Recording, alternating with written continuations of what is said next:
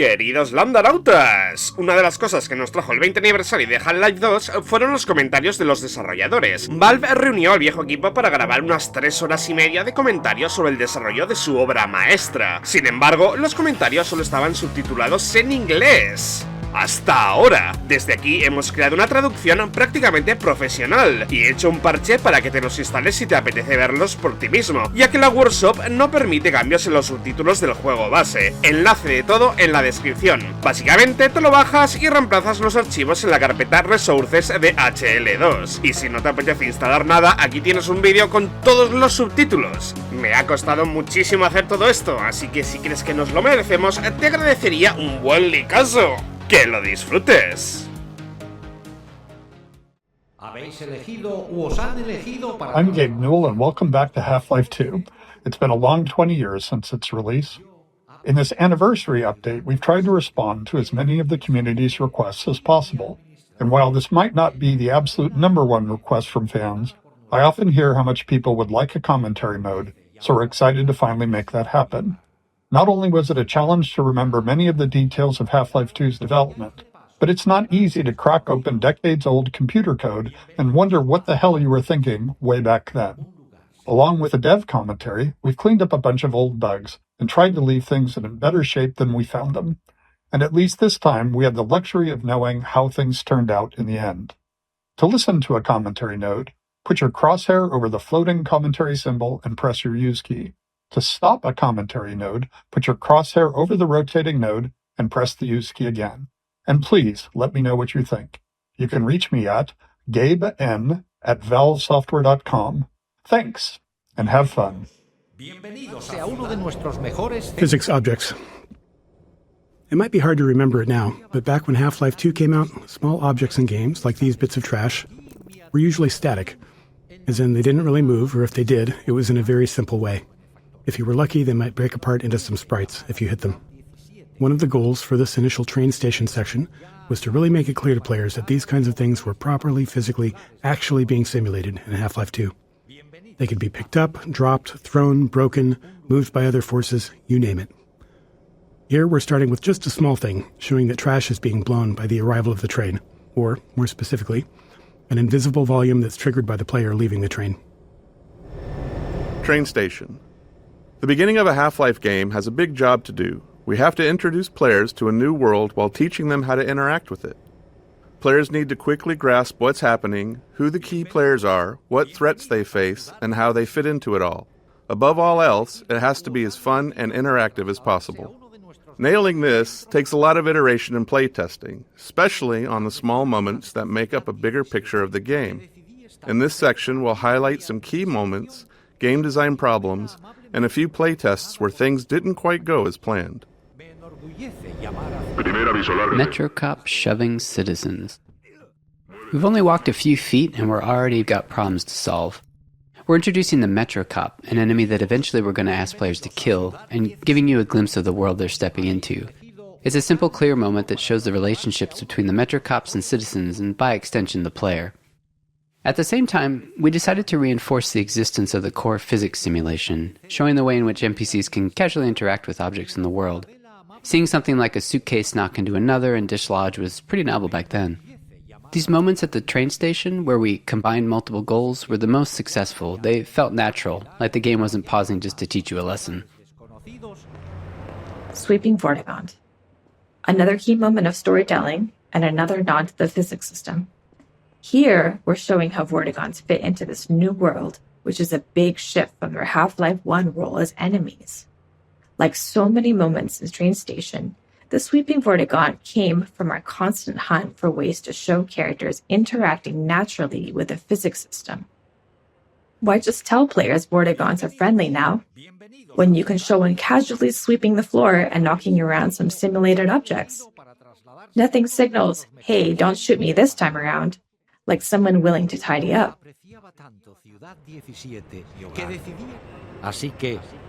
Citizens.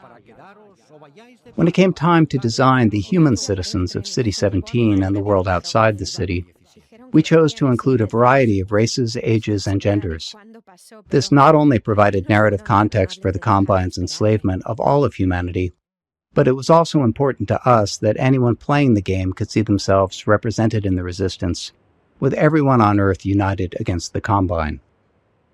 While we found a number of candidates to use as reference in creating these citizens through our daily lives and connections, we ultimately resorted to advertising in the Seattle Times classifieds to reach the desired range of faces that we'd envisioned.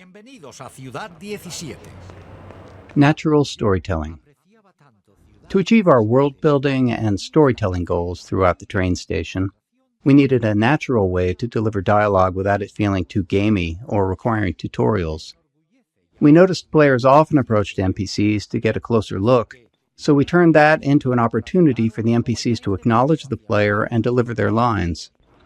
This kept interactions low-key, which was essential since the citizens aren't exactly too cheerful or lively. The simplicity of this approach also aligned with one of Half-Life's core storytelling goals, making the narrative responsive to the player's interest. Some players want to dig into every detail, while others just want to know what to do next. Giving players control over how much story they want to engage with, without it blocking progress, is a goal we always try to maintain in a Half-Life game. Plus, the less complicated a feature is to implement, the more of it we can include. Early tech planning. Shipping a game always teaches us a lot. We finally get to find out which choices we made were good ones, and which were ones we should do differently next time. So after Half-Life 1, when we sat down to start thinking about what kind of sequel we could build, we had all kinds of player feedback to digest. From it, we tried to build a master list of things that Half-Life 2 was going to focus on. We didn't try to design a specific player experience. Instead, we found it more useful to approach the question from a technological standpoint. Black Mesa's security guards and scientists had worked well. What could we do if we pushed it really, really hard on characters? We liked our interactive storytelling. What could we build that would allow us to do even more of it, and a greater variety? The exploration and interaction with the Black Mesa was compelling to players. Maybe a physics system would allow us to take that further. In all these areas, we tried to imagine the best version of it could look like years in the future, and back solve from that a set of technological steps that might get us there. Storytelling. Creating a sense of immersion was a core principle in our approach to Half-Life 1's storytelling, and it led us to the self-imposed constraints of never, or at least very rarely, taking control away from the player and of keeping the player's avatar silent. These limitations made storytelling more challenging at times, but we felt it was important to stay with them for Half-Life 2. Our hope was that by maintaining these principles, we'd push ourselves to explore deeper, more interactive storytelling. Characters. In Half-Life 1, security guards and scientists could best be described as archetypes, not individuals. They were abstractions of characters that matched the visual fidelity we could achieve at the time. But as our technology improved with Half-Life 2, we saw an opportunity to move beyond abstractions. The increased visual fidelity of the character models, combined with improvements in animation, made us believe we could focus on creating individual characters, people you would actually care about. We allowed ourselves to write real dialogue and have characters deliver it in a way that felt realistic enough for players to not think about them as pawns in a video game, and hopefully propel our narrative forward. In 2001, a couple of years into development, we were energized by Japan Studios' Ico. Directed by an animator, it blew us away with its reliance on characters as the key connection to the player, giving us the courage to keep pushing forward. Blocking tutorials. At times, we need to be certain the player has learned something, and the standard method, at least in game development, not in life, is to trap them behind a gate of some kind, where the player must demonstrate their knowledge to be able to continue.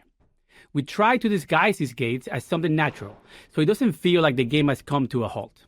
Of course, time, resources, or the environmental context itself can make that tricky. In this case, we needed to teach the players how to move objects, so a simple stacking puzzle seemed like the best solution. We tested more complex designs, but they ended up being less effective at teaching the actual thing we needed the player to learn. Blocking Tutorials 2. There are two failures of note in this tutorial. First, players can break it by tossing all the boxes out the window, which is obviously not great.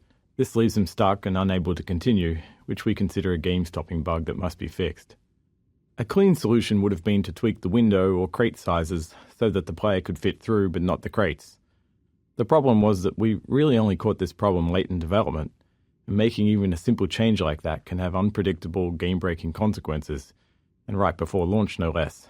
Also, this issue was purely theoretical. We'd never actually seen players do it. Our playtests of the design space had gone smoothly, with players learning what they needed and moving on.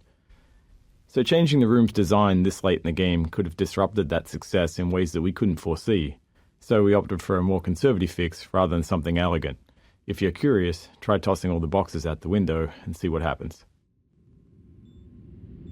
Blocking Tutorials 3. The second failure in this tutorial space is a case of misteaching, where we accidentally teach the player something we didn't intend. This can be hard to avoid without extensive playtesting, since the game is always teaching, even when it's not by design. We cover a more extreme example of this later in Train Station. Some cases of misteaching are critical to fix, like if the player learns the wrong way to use a weapon or interact with a common element of the game. But this one was more subtle. While teaching players to move objects, we also taught them to stack physics objects to escape a space. Normally that's fine, except we don't deploy that puzzle later in the game, and teaching something irrelevant just clutters up their mental toolkit and makes it harder to readily keep useful things in mind later on. Worse, stacking objects to escape the play space become a problem later on, something we had to actively prevent in multiple areas. With so many physics-based objects in the game, blocking this behavior without putting ceilings everywhere wasn't really an option. In the end, we hoped players wouldn't overthink this early lesson, and when playtests showed players getting stuck later on, we made sure not to remind them of it. Fall damage. Teaching players how to do things is an essential thing for the game to do, but for them to make confident decisions, they also need to understand the more subtle rules. This small moment covers two of those. First, it shows how far the player can fall without taking damage. Second, it introduces a bit of the game's vocabulary, how the game will communicate with them. Players often worry about taking fall damage, but they also worry about taking a step that they can't take back. So here, a welcoming crate to land on signals that dropping down is safe and it's the way forward. And when the crate breaks, it reinforces the physics simulation, and is likely the first time players will see that larger objects can be broken apart. Pick up that can. Contextualizing tutorials, creating a story scenario in which they happen, lets us do more than just stop the game to teach players something. We get to add narrative value to the moment. Here, teaching the player how to throw objects is combined with a narrative setup that gives them a choice in how to respond. After watching the Metro cops casually abuse citizens, it felt right to put the player in a similar position next. If they had opinions on how the citizens should have reacted, now they get to express them. Playtesting showed most players either complied or refused the request to pick up the can, but some tried to avoid the confrontation entirely. Others would comply initially, then retaliate after feeling humiliated. By keeping the moment relatively constrained, in both terms of player actions and the space itself, we could generally react appropriately to whatever choice they made. Playtesting. Playtesting is a core part of how we make games. We can never fully predict how players will respond or what they'll take away from what we built. So we test to learn and hopefully improve. During a playtest, we don't guide or talk to the player, even if they're stuck, as it's extremely unlikely that we'll be sitting there next to the player once the game ships.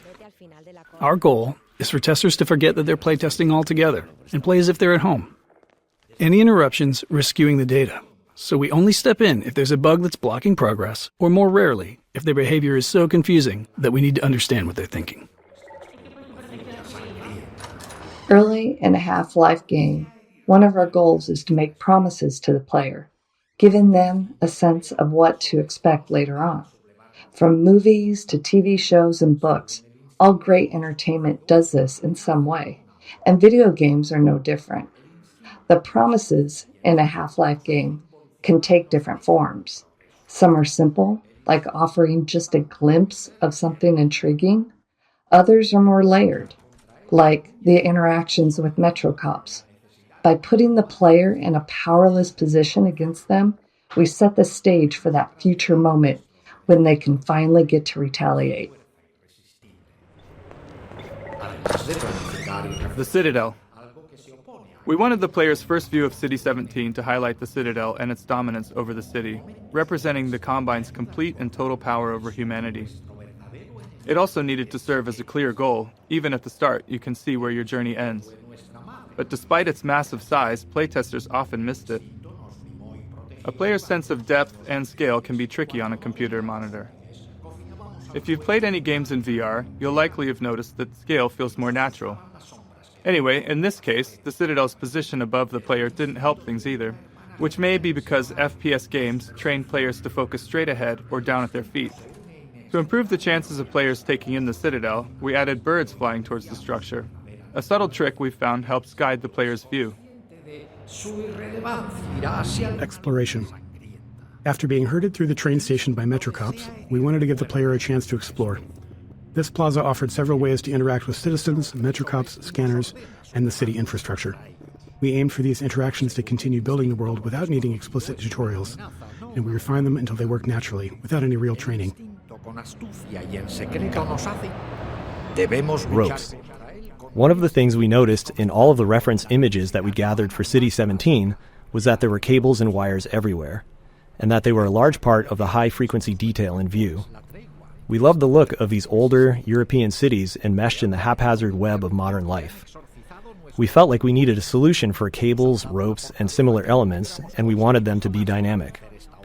Our level designers were eager to create plug puzzles, and connecting a cord to each plug helped players better understand the mechanics.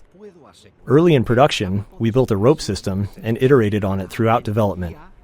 Under the hood, each rope is made of multiple segments stretched between the two endpoints, and they can move independently.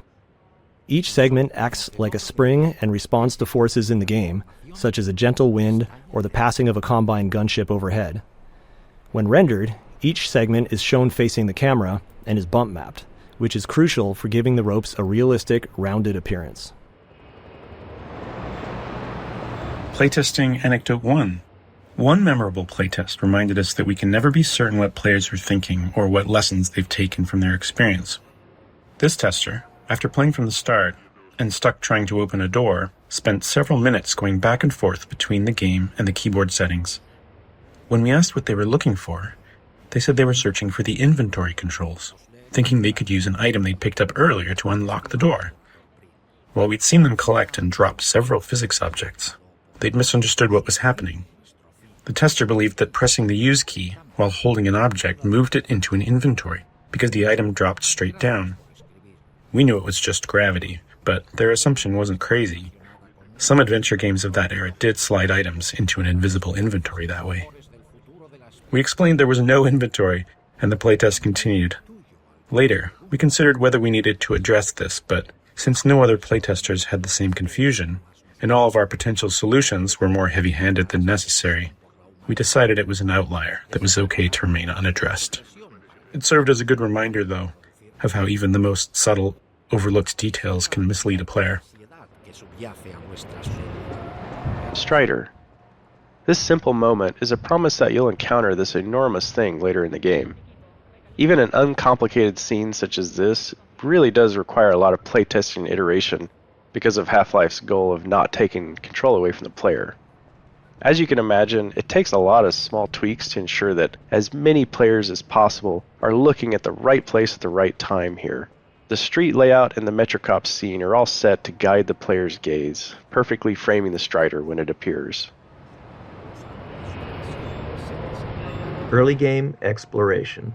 Up until this plaza, the player likely hasn't had to think much about their path, as it's been clear and straightforward. But here, we wanted to encourage exploration, which meant making the way forward less obvious, which can produce a feeling of being lost or, worse, confused, as you might expect. These kinds of shifts can be tough, especially early in the game, when the player is still learning the game's guidance cues. Here, it's further complicated by force-fielded checkpoints, which allow NPC citizens to move through, but restrict the player, leading many playtesters to believe that there was a way to bypass them. Ultimately, it was extensive testing that helped us find the right visibility for the alley forward, using lighting, layout, and a wooden crate, an object players have already used as a sign they're headed in the right direction, all to subtly guide them forward. Closed captions. During Half-Life 2 development, we were approached by folks interested in accessibility who encouraged us to go beyond the subtitle system we had built for Half-Life 1. They requested a full-featured closed captioning system to capture all game sounds, not just dialogue. This turned out to be a much tougher challenge than expected.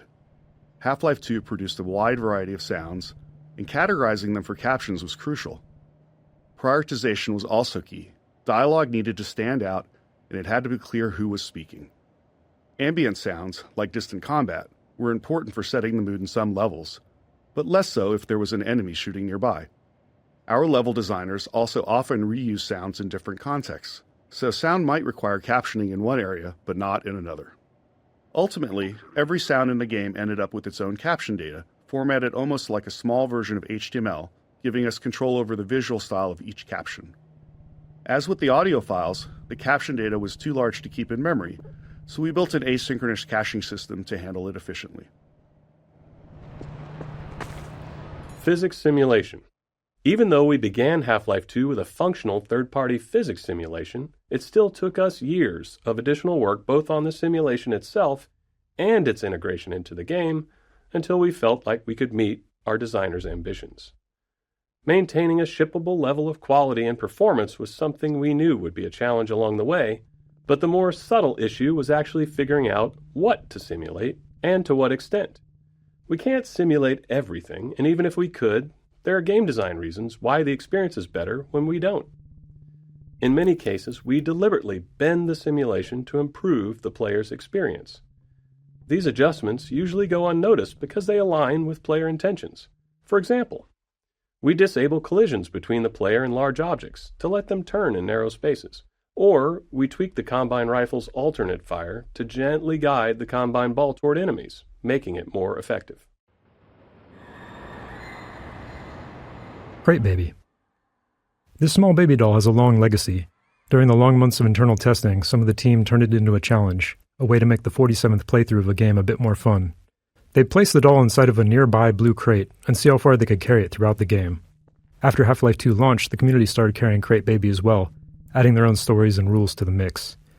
A few years later, while working on Episode 2, this was the inspiration for the Little Rocket Man achievement, where players had to carry a garden gnome dubbed Gnome Chomsky throughout the entire episode. Chomsky even made a comeback for Left 4 Dead 2 in the Garden Gnome achievement, where players had to carry him through the Dark Carnival campaign. These kind of interactions with players are some of the most rewarding parts of game development.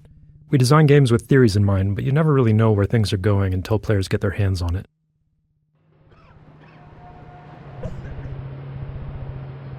Physics Simulation 2. Areas where game design or other constraints impacted the physical simulation often required extra tuning to keep the simulation from blowing up. As an example, early on we experimented with increasing the simulation on the player entity, which is to say, make player movement much more a part of the physical simulation of the world. We knew this might make movement feel less precise, but hoped it could lead to some novel experiences. However, after tuning the movement to match the less simulated version, we hit a major problem. The physical force needed for the player to move at their usual speed was so high that simply running into other simulated objects could result in death from the impact. We iterated on it, but ultimately couldn't find a solution we liked and reverted to the less simulated movement. However, this wasn't exactly the easier path. It introduced new challenges with how the less simulated player interacted with the more simulated objects in the game. But it did allow us to deliver the precise movement experience we wanted. Playground. When we discussed ways to highlight our physics simulation around the city environment, a playground felt like the natural fit. And for players paying attention to Dr. Breen, it's also a reminder of the cost of humanity's surrender to the Combine. We chose a few playground structures with interesting physics potential and began tuning them. Even with the advanced physics simulation we had at the time, setups like this always required hand tuning, as we had fully simulated objects interacting with non- or partially simulated ones, such as the player or static world geometry. It might be easy to assume that a simulation can carry a lot of the load of implementation, But even now, 20 years later, that is rarely the case. Back when we were working on the playground, late in development on the game, we couldn't get the friction on the slide to feel right, so we decided to break the ladder so the player couldn't get up there. However, you still can just walk right up the front. As is commonly the case, you, the player, get the last laugh on us.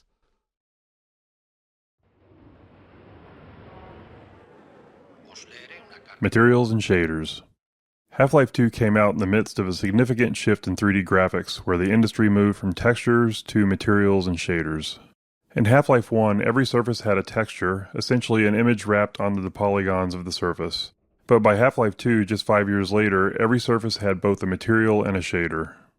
The shader was a lump of code that customized how the surface was rendered. The material defined properties for how the surface behaved physically and how it responded to gameplay features. It also held references to textures and other parameters for the shader to use for rendering. As a result, artists and designers had much more control over how things looked and behaved. However, this came with a trade-off. Half-Life 1 could run on a computer with only a CPU, but Half-Life 2 required a GPU because the computations needed for materials and shaders were specifically designed for GPU hardware. The refracting glass door here is a clear example of a custom shader, but every surface in the scene is actually running a shader of some kind. Cube maps. With the addition of materials and shaders, we needed a solution for reflective surfaces like glass and steel. These surfaces had to know what to reflect, but in 2003 we couldn't do any of that rendering in real time, so we developed the cube map system for pre-computed reflections. A cube map is a set of 6 images on the inside of a cube, capturing the environment in every direction, like a panoramic photo that surrounds you on all sides. Level designers placed invisible marker entities throughout the levels, and during map compilation we generate a cube map at each marker. Then, during gameplay, when rendering a reflective surface, we locate the nearest pre-computed cube map to create the reflection. Field of view. In Half-Life 1, we used a 90-degree field of view, or FOV, which was fairly standard for first-person shooters at the time. But during Half-Life 2's development, we grew unhappy with it. With our game's focus on characters, we'd put extensive effort into detailed facial and body animations. But the 90-degree FOV just didn't allow players to get close enough to fully appreciate that detail. So we began experimenting with a tighter FOV, and ultimately landed on 75 degrees. It took some adjustment for both us and players, and it required an additional FOV for view models, which are the player's weapon, held at the bottom of the screen. Their models were originally built with 90 degrees in mind, so they looked distorted at 75. But this change succeeded in doing what we wanted, putting our characters front and center in the game. Reference maps. As our characters grew more lifelike between Half-Life 1 and Half-Life 2, we wanted the game world to feel equally realistic. In Half-Life 1, the limitations of first-person games often made it easier to lean on stylized or abstracted environments.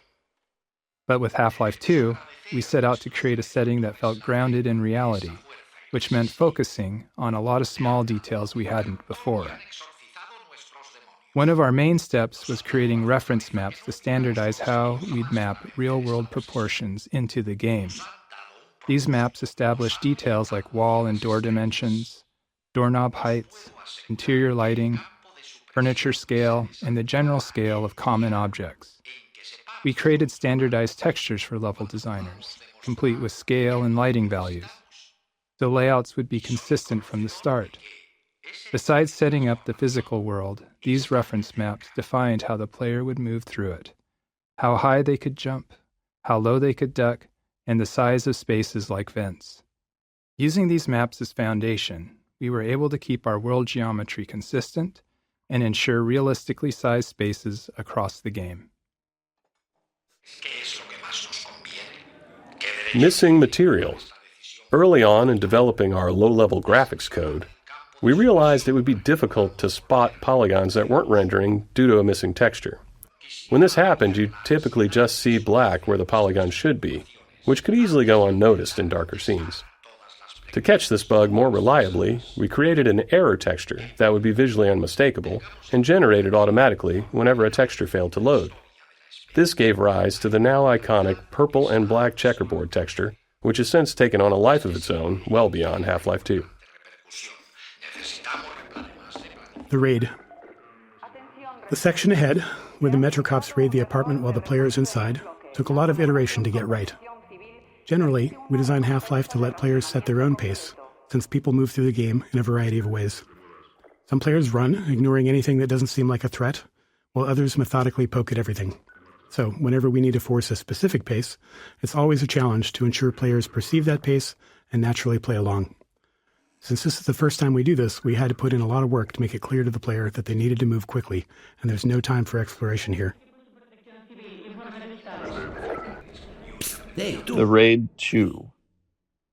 In addition to making sure the player felt the pressure to move forward, we had to ensure the raid itself was foolproof. There couldn't be any way for the player to avoid it or double back past the Metro cops. The real challenge wasn't that players would try to break the scene, but that many would panic and run in random directions once they realized they were under threat for the first time.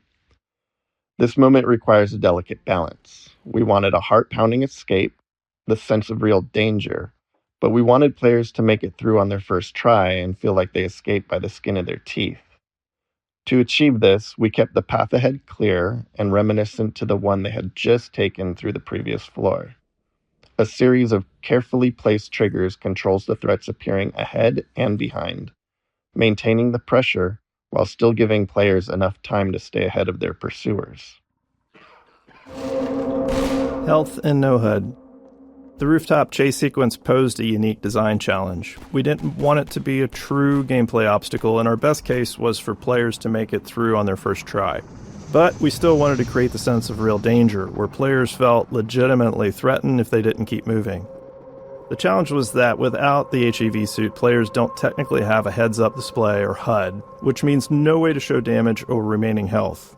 After some experimenting, we created a special health system for this section, using a red glow around the screen to indicate damage. Players reacted as we hoped, taking it as a sign to keep moving, and the chase unfolded as intended. To top it off, we made health regenerate quickly so the glow wouldn't linger, reinforcing to players that running was indeed the right choice, and ensuring players weren't taken down by a stray bullet at the end just because they dawdled or hesitated earlier on. Playtesting Anecdote 2. In the upcoming section, we needed the player to be knocked down so Alex could save them. With limited time and resources, we simplified the encounter as much as possible, reusing existing systems and letting it play out like a normal combat sequence, with a custom event triggered when the player died. After a few playtests to fine-tune the timing, we moved on. But as we got close to shipping, we encountered a problem with a playtester who quick-saved constantly and immediately hit quick-load whenever they thought they'd failed.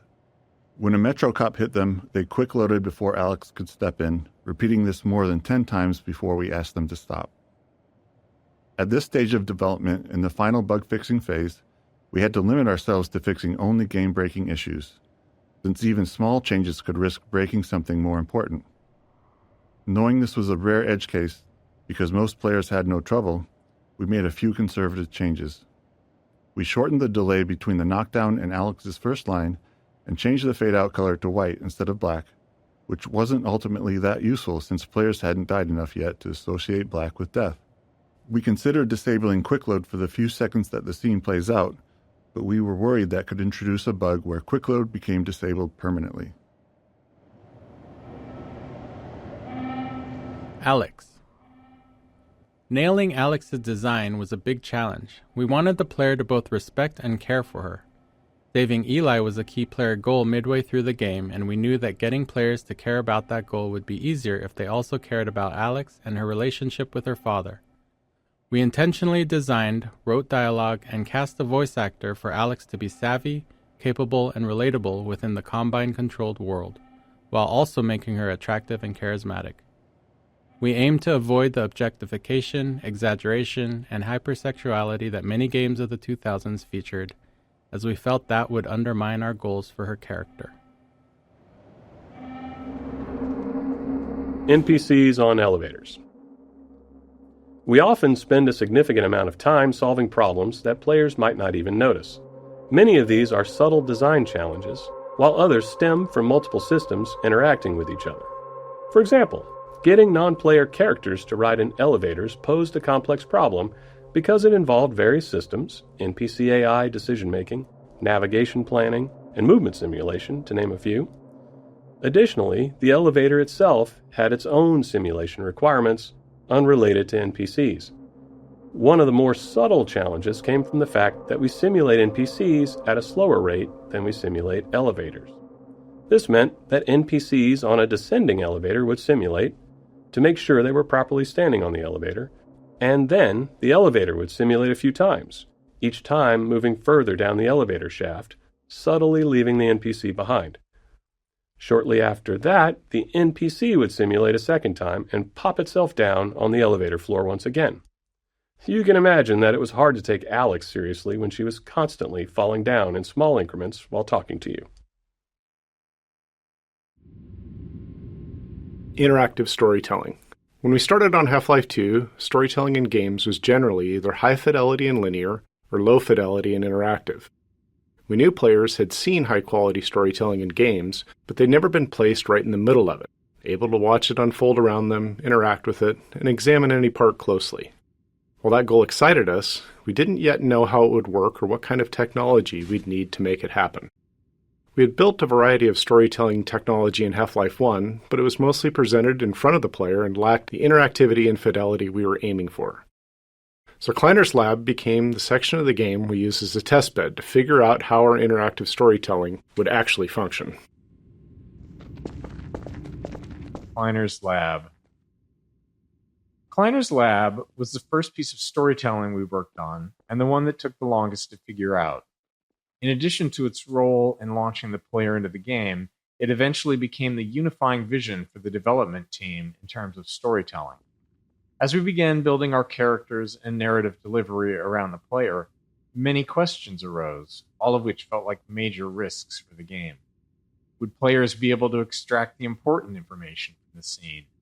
Could we get them to care about these characters? How would we support players with varying levels of investment in the story? How costly would it be to produce a scene like this? And how many more would we need? These and many more were questions we couldn't answer until we built enough of the scene and tested it with a lot of playtesters. Frustratingly, unlike many other problems we face, these weren't questions we could confidently answer until we had done significant work.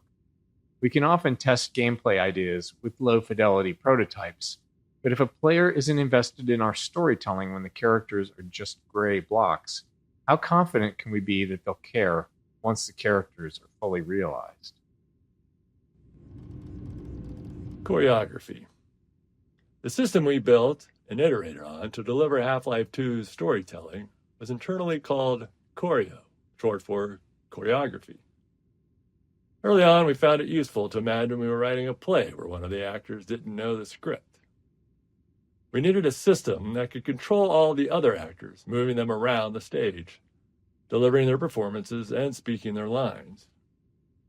To handle this, the other actors would need to seamlessly mix our directorial commands with dynamic responses to the player's position and behavior. Timing was clearly going to be a major challenge, as any part of the scene might need to lengthen, contract, or even pause, depending on what the player was doing. FacePoser. The primary tool we built to power the Choreo system was called FacePoser, an inaccurately named program that allowed our animators to lay out the entire structure of our scenes along a timeline. The timeline contained a series of Choreo commands for the actors, along with all the necessary information for them to perform those commands. By layering these commands on the timeline, animators could easily describe how an actor might need to face one thing while talking towards another and walk to a different location, all at the same time. But the timeline wasn't a fixed linear sequence. Actors would follow their commands, but they had to respond dynamically to the world around them. An actor might take longer to move to a location if the player is in the way, or they might need to wait to deliver a line because another actor has been delayed by the player. FacePoser allowed us to rapidly iterate on scenes, trying different layouts, dialogue deliveries, and timings.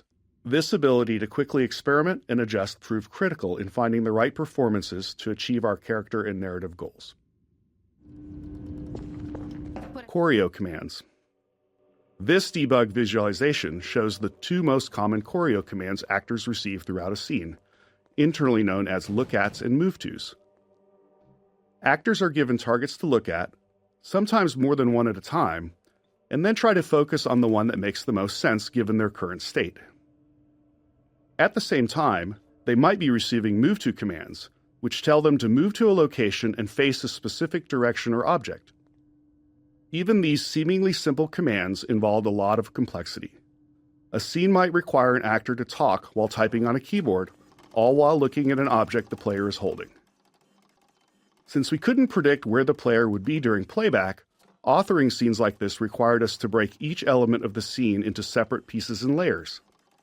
These could then be reassembled as needed during playback, based on the player's actions and interrupted if necessary. Lab interactivity. In our choreo scenes, we have the player trapped for a bit, allowing us to focus on the characters and narrative.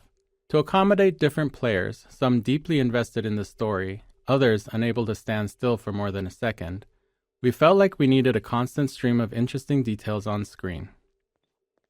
We scattered narrative elements throughout the environment, ensuring some were interactive, essentially toys for the player to tinker with. In some cases, we embedded further storytelling into these, like the cactus mini-teleporter hinting at the upcoming teleporter failure. It was a delicate balance. Too much visual interest could distract players from the core of the scene. Ultimately, Kleiner's lab played it safe with interactivity, as it was the first major choreo scene.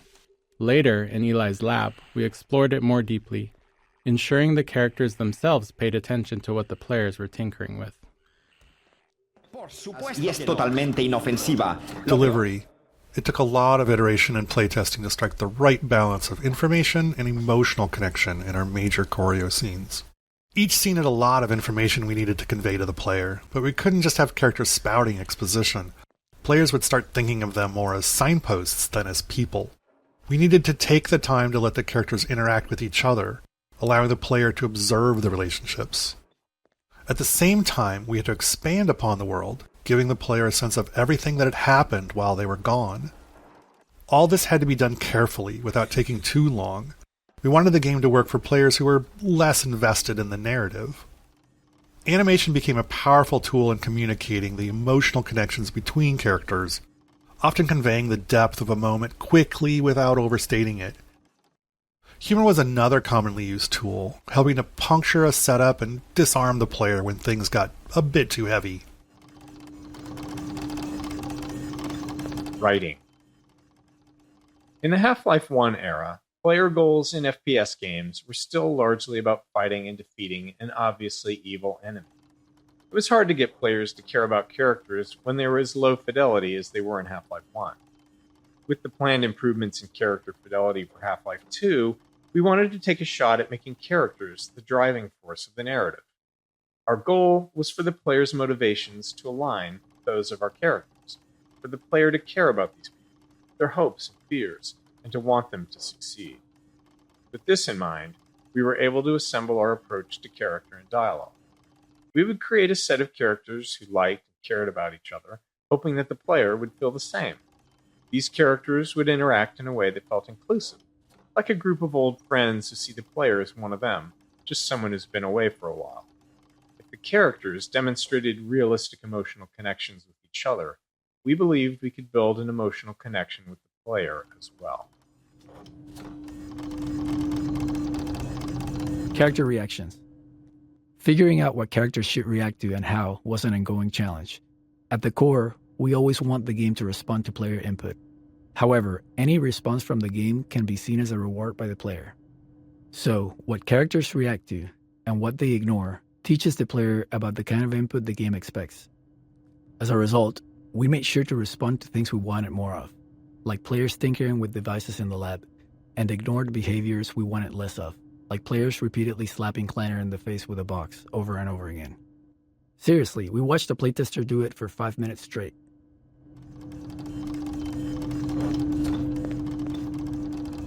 Animation. Constructing believable human motion for our characters out of many discrete layers of animation required a lot of technological iteration. Even simple actions like turning to look at something or walking to a location became more complex when combined with the need to dynamically respond to the player, and the requirements of choreo commands. For example, turning to look at something had to be fully decomposed, allowing a character to use any combination of its eyes, head, shoulders, upper torso, or full body to face a target.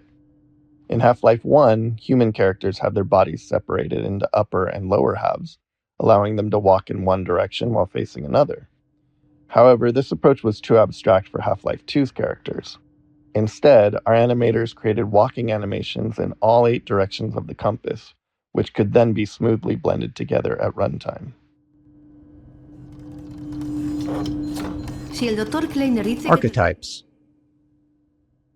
We wanted to create narrative links between Half-Life 1 and Half-Life 2 through our characters.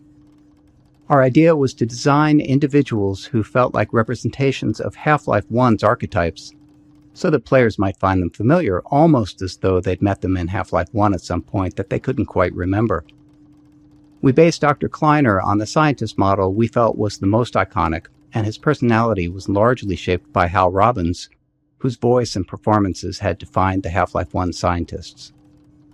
One day, when we were in the thick of trying to figure out this character, Dr. Kleiner's face came into focus as we happened to share an elevator with an accountant from an office on another floor of our building, and looking at him, it was clear that this is Dr. Kleiner's face. Luckily, he was receptive when we asked if we could photograph him for a video game character. Tone. Setting the right tone for our characters and their dialogue was critical. We aimed for a respectful, almost pleasant style of interaction with the player, while avoiding anything that felt too subservient. This balance was especially tricky with Alex, who needed to support the player without compromising the strength of her character, something we felt was crucial for players to respect her. Her relationship with Eli was a core driver of the player's motivations, so it was important that players liked her and wanted to help her. We also wanted to contrast the warmth and camaraderie between the player's allies against the hostilities of Breen and the Combine, inspiring a sense of righteous indignation in the players for the battles ahead. Voice actors. To create more responsive and multidimensional characters in Half-Life 2, we needed to evolve our approach to working with voice actors. While running through a script with a modicum of direction was sufficient for much of the NPC dialogue for Half-Life 1, for Half-Life 2 we decided to give the actors more of an opportunity to be involved in helping to define the characters and bring them to life. We provided much more story context to the actors, showing them the game world, the environments their characters inhabited, and the other characters they interacted with. We sought actors who could take all that information and synthesize it into their performances to elevate their characters beyond what we had imagined. We held multiple sessions with the main actors, allowing them to digest and build upon their characters over time. For scenes where characters are interacting with each other, we'd often cue an actor with performances from other actors in the scene to create a better sense of connection and flow. Though we'd arrive at the studio with a script and a plan for the recording session, we made sure that the actors felt empowered and had the space to bring their own ideas to the character and performances. Having animators attend the voiceover sessions also proved critical, as they were responsible for stitching the characters' dialogue together with physical actions and expressions to form the resulting choreo scene. Often, animators found that their plans for how a scene would play out evolved quite a bit after working with the voice actor. Gordon, adelante.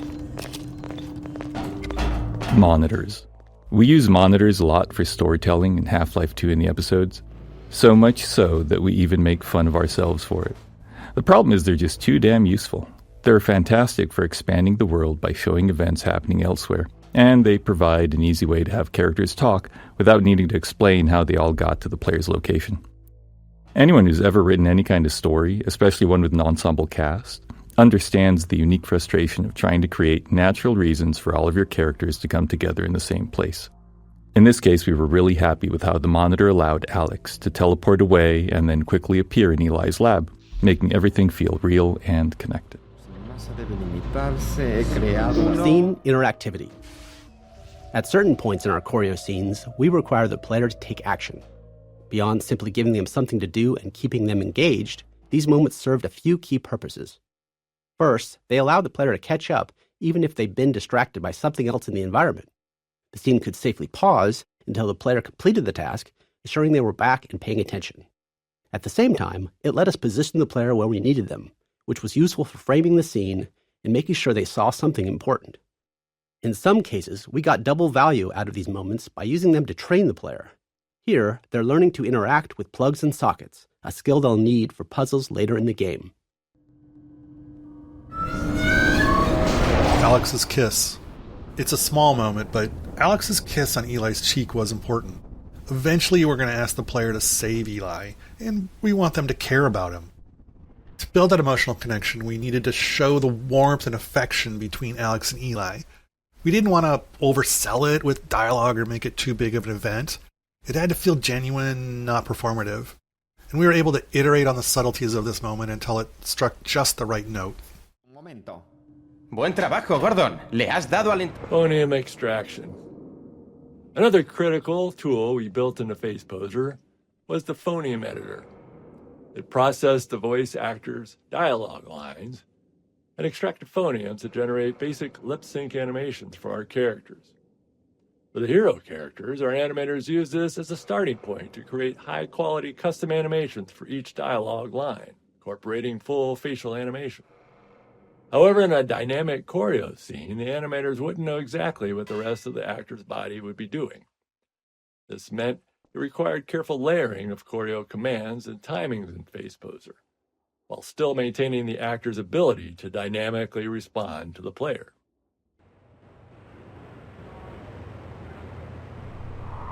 At the time of Half-Life 2's release, most first-person shooters gave the player a gun or a melee weapon right off the bat, but we opted to start them empty-handed. Without a weapon, it was easier to train the player on the more novel ways they're able to interact with the world, and introduce them to our story. We wanted the player to transition from fugitive to the aggressor, and arming them at the right time created that moment naturally.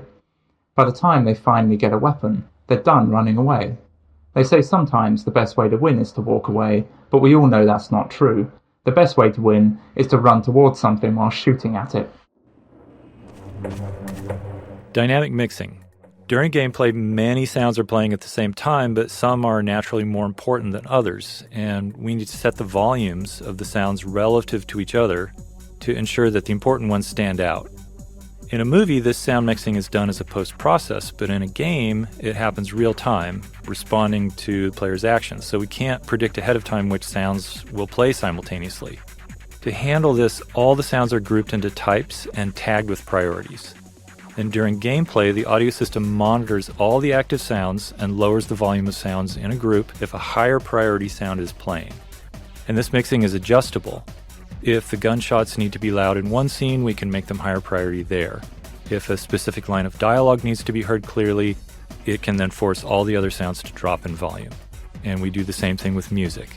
It's a subtle but very critical system, and it just prevents the soundscape from becoming too cluttered. Bullet audio. If there's one thing we're sure of, it's that a lot of bullets will fly past a player throughout the game. So we spent a bunch of time trying to perfect the audio treatment for it. Unfortunately, bullets in the game are essentially instantaneous, so we can't just attach a sound to them and rely on the movement for positioning. So after some experimentation, we landed on this solution. By figuring out the closest point on the bullet's trajectory to the player's ear, we calculate the exact time and position the bullet would conceptually pass them. We then play two different sounds at that point to fake a Doppler effect, one for the bullet's approach and one for its departure. And we delay the departure sound based on the calculated time the bullet passed by. Audio caching. Another problem we ran into was the sheer amount of audio in the game. With all the gameplay sounds, music, and dialogue, we had too much audio to be able to store it all in memory. Memory was at a premium in 2003. But as you can imagine, we need to be able to play sounds immediately, especially if they're gameplay related. So we built an audio cache, which stored only the first 125 milliseconds of every audio file and kept that in memory. That 125 millisecond time was our best guess for how long it would take us to be able to stream an audio file in from disk. Then, whenever a sound was played in-game, we'd play the start of it from our audio cache while simultaneously kicking off a load of the full audio file from disk. By the time our cache start ended, we'd have the file loaded and could continue playing the rest of the sound. There were some other minor features, like keeping recent sounds fully in memory so that high-traffic ones didn't need to be loaded constantly. In today's engines, all kinds of assets, beyond just sounds, typically use the same kind of strategy. Physics sound. Getting physics to feel right for the player meant that the sounds produced by physics had to sound right too. As humans, we're all used to how objects and materials sound during various interactions, even if it's not something we actively notice. While we knew we couldn't account for everything, we wanted to focus on the details that contributed most to making our physics sound realistic. We started with per-object sounds for collisions and impacts. This allowed an object like a wooden crate to have custom sounds when it collided with other objects or classes of objects. Next, we began dynamically modifying these sounds based on the characteristics of the physical event, such as the masses involved and the force of the collision. This worked great for collisions, but didn't hold up in other interactions like objects scraping against each other. In reality, a wooden crate makes a different sound when it scrapes against a wall versus when it's thrown against that same wall. Let me tell you, nobody has done more research on the nuances of a wooden crate's physical properties than us. To get what we wanted out of these interactions, we implemented per-material collision sounds, metal against wood, metal against metal, and so on. These sounds were also dynamically modified based on details, like material hardness or type of metal. Getting this system to sound right required countless small tweaks, which we could only identify once it was running. We also experimented with custom sounds for rolling objects, but ultimately cut the feature because we weren't happy with the results. Automating DSP. All the sounds the player hears are processed through our Digital Signal Processing System, or DSP. And this just refers to how audio is altered to reflect the environment the player is in. For example, the same sound will differ when heard in a parking garage, a small room, outdoors. In Half-Life 1, we manually placed invisible nodes throughout the world to define these DSP settings for each space. For Half-Life 2, we knew that manual placement was just going to be way too time-consuming, especially since we wanted a larger game, and we still only had one audio person on the team. So we built a system that automatically determines the DSP settings around the player in real time. It does this by analyzing the space around the player, assessing the volume they're within. It examines the materials that make up the environment, basically. And then the system matches that space to one of the 25 hand-authored basic DSP types. We adjust some parameters, and we create the fully detailed DSP that modifies the sounds the player hears. Metro Cop Scene. This is another scene designed to make it clear that the Metro Cops are the bad guys, except this time the player has a weapon and can finally do something about it. That something comes out of the barrel of a gun. We knew we needed the player to feel righteous, and this moment was part of creating that. The Metro Cops are still human, unlike the rest of the Combine in the game, so we felt like we had to go the extra mile in making sure the player's actions felt like justice and not just wrath. Staircase. There are situations throughout the game that stem from simple and quite straightforward design goals, and this staircase features two of them. The first was to frame the Citadel as it awakened, showing the player they stirred up the hive. The second was to showcase our ragdoll system. While it's standard now, in 2004 it was still a novelty to see bodies tumble realistically, and stairs provided a perfect stage to make that happen.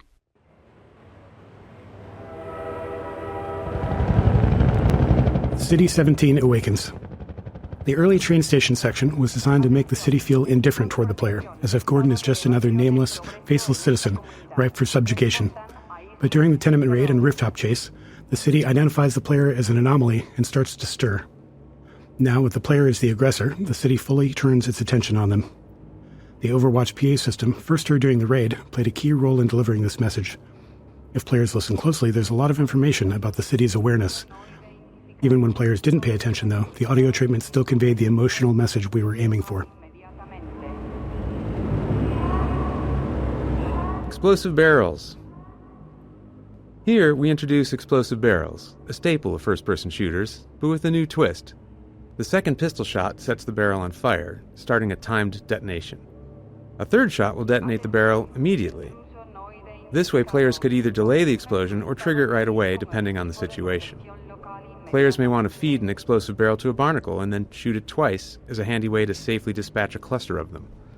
The delayed explosion also made for more interesting chain reactions between multiple barrels. Exploding barrels were a fan favorite in the series, but also were internally favored by level designers who often felt like the game could never have enough of them. Lambda caches.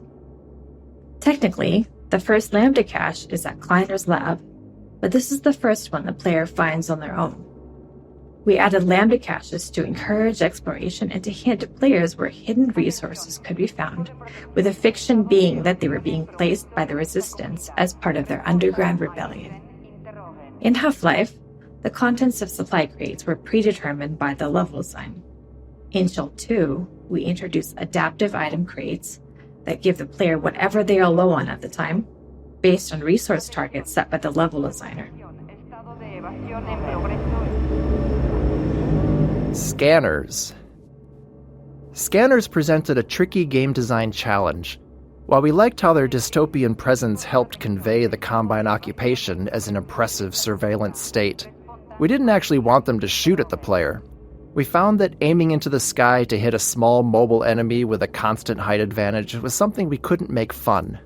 Since we loved their role in the story, we decided that in combat, scanners would serve primarily as eyes, alerting nearby enemies to the player's presence, a feature we reinforced with sound effects from the soldiers. Beyond that, they'd only be able to harass the player with bright lights and occasionally dive bomb after taking enough damage. Overwatch. During development, we generated the Overwatch voice using a free text-to-speech tool, but as we neared shipping, we realized we didn't actually have the rights to use it, so we held auditions with voice actors to find someone who could match the qualities we liked in the generated lines. It didn't take long before we found Ellen McLean, whose delivery was exactly what we were looking for. In her sessions, we played the generated lines for her to mimic, though in her own style. She was a bit sarcastic at first, given that she was being asked to replicate such a robotic delivery, but years later, when she returned for her iconic role as GLaDOS in Portal, she'd found a way to creatively integrate that tone into her performance.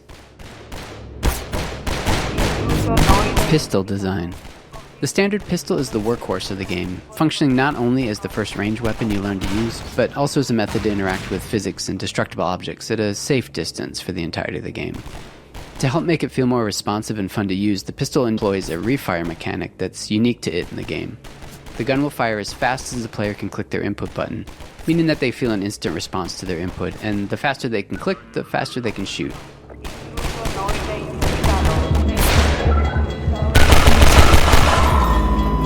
Shatter glass. When designing early levels where there are fewer mechanics in the player's toolkit, we found that it's just as engaging to spotlight new technical features instead, as we did here with breakable glass.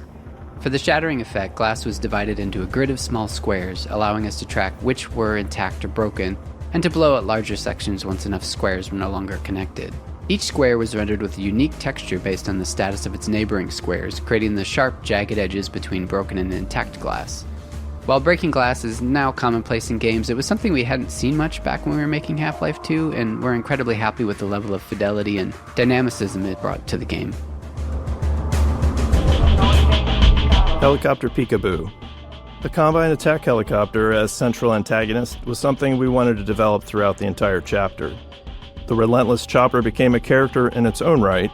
Here, if you listen and look overhead, you can hear its engine and see it flying along the train tracks and into the distance. This first glimpse is a small piece of foreshadowing, with its presence becoming more pronounced over time, until eventually you're squaring off against it. Iterative passes. Some chapters of the game, such as the on-foot sections of the canals in Ravenholm, were developed in multiple passes by different cabals. We found that handing off maps in this way led to greater variety in the experience, and a higher density of interesting moments, as each cabal added their unique touches to the maps. In the on-foot portion of the canals, the first pass established the art direction and the player path, along with the broad strokes of the experience and some major beats. but the team-wide alpha playtest identified insufficient tension and a somewhat monotonous experience here. In our second pass, we returned to the map solely focused on creating that tension and greatly increased the density of moment-to-moment scenarios. Water shader. The most complex shader we made for the game was the water shader, which made full use of the newly available programmable graphics cards. When water was present, the scene was rendered 3 times. First, the underwater world for refraction, second, a reflected view, and third, the parts above the water. When rendering the water surface, we blended the refractive and reflective views, showing more reflection at glancing angles using the Fresnel equation. We also tracked the ground depth below the water's surface, making it more transparent and less refractive in shallow areas. Additionally, we had to create 2 alternate water rendering techniques for lower-end graphics cards. Mid-range cards displayed a lower detail reflection without refraction or transparency, while low-end cards only rendered a partially transparent surface. Interstitial scenes. As playtesting progressed, we often found areas where players lost track of their goal, which isn't uncommon in a game like Half-Life. To address this, we added smaller interstitial scenes to help guide players along their path and reinforce their objective. After finishing the bulk of development on our larger choreo scenes, like Kleiner's Lab, putting these smaller scenes together became relatively straightforward. We discovered that using characters in these moments worked much better than relying on passive storytelling, or even some sort of reminder you'd find baked into a pause menu. Boxcar Bill. This small scene originally featured 2 human characters, but later in development we replaced one with a Vortigaunt. We wanted to show that Vortigaunts were coexisting with humans and resisting the Combine as well. We also introduced their ability to heal the player, although we didn't fully capitalize on that feature throughout the game. Vortigaunts became a useful narrative tool for keeping dialogue brief, as their hive mind justified their full knowledge of the world and the player's goals. This meant they never had to ask questions, neatly sidestepping the challenge of writing dialogue for a silent protagonist. Barnacle Introduction. Because barnacles can be confusing when first encountered, we wanted to introduce them in a way that showed players their behavior at a safe distance. We decided to do that through a nature show-style predator-prey scene. But, as always, scenes like this took a lot of iteration to get players to reliably see. Surface properties. We play custom footstep sounds when the player walks on the slippery mud. This was a system called Surface Properties that used the material type to determine the sounds and other effects that should occur when walked on or shot at. Earlier in development, we had an effect that slowed players' movement when walking on mud surfaces.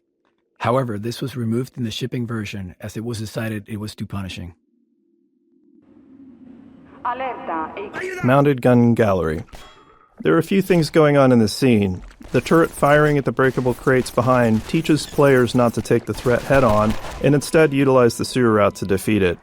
And when they reach the turret, players enjoy using it in a shooting gallery with a wave of Combine soldiers and dive-bombing scanners. We also begin to introduce the missile-firing Combine APC that pushes the players along and will show up again later in the chapter. Running around a corner into a new area just to see enemies standing there is always awkward, and it makes the world feel less alive and more like a shooting gallery. So we were motivated to introduce enemies into combat spaces in more interesting and dynamic ways that would communicate planning and intentionality on their part, as if these soldiers had had a plan for Gordon even before he showed up. The Metro Cops in this scene jump down into this space via scripted sequences, and later in the game we use rappelling in a similar way. It doesn't matter where they're coming from in reality because players end up telling that story to themselves. We found that in the end, combat should have a story implied in its setup, an ambush, a surprise, a surge, an assault. All of these scenarios use much of the same enemy AI, but all felt different to playtesters. Barnacle bowling. This is a satisfying example of how a bunch of design elements can come together in a matrix of interactions to create a memorable scenario for the player. We got barnacles, our physics simulation, slippery mud surface properties, and last but not least, explosive barrels. You've encountered all these on their own, but they're able to snap together naturally to create a moment we called Barnacle Bowling. Physics in puzzles. Often, simpler mechanics encountered earlier in the game are pulled from more complex ones as a form of training. The teeter-totter puzzle, the first physics-based contraption in the game, was actually derived from a later, more intricate washing machine puzzle in the canals. The teeter-totter uses the same principles of mass and ramps, but in a more straightforward way that players can directly interact with, helping them understand the game's physics and making later puzzles easier to tackle. This puzzle also highlights the analog nature of the physics system, with the placement of cement blocks and the player's own weight both factoring into the solution.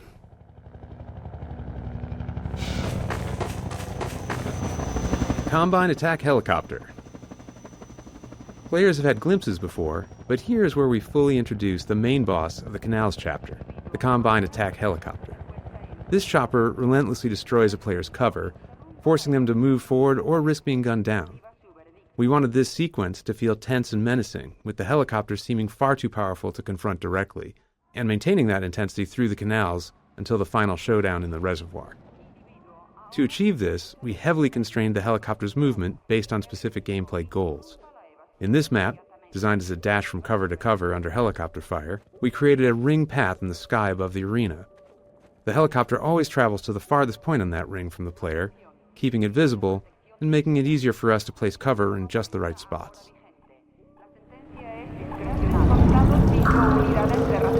Normal maps. Half-Life 2 was developed during an exciting time for graphics, as the first programmable shader-supported graphics cards were hitting the market. Using this technology, we became one of the first games to implement normal maps, a technique that enhanced the lighting on surface geometry.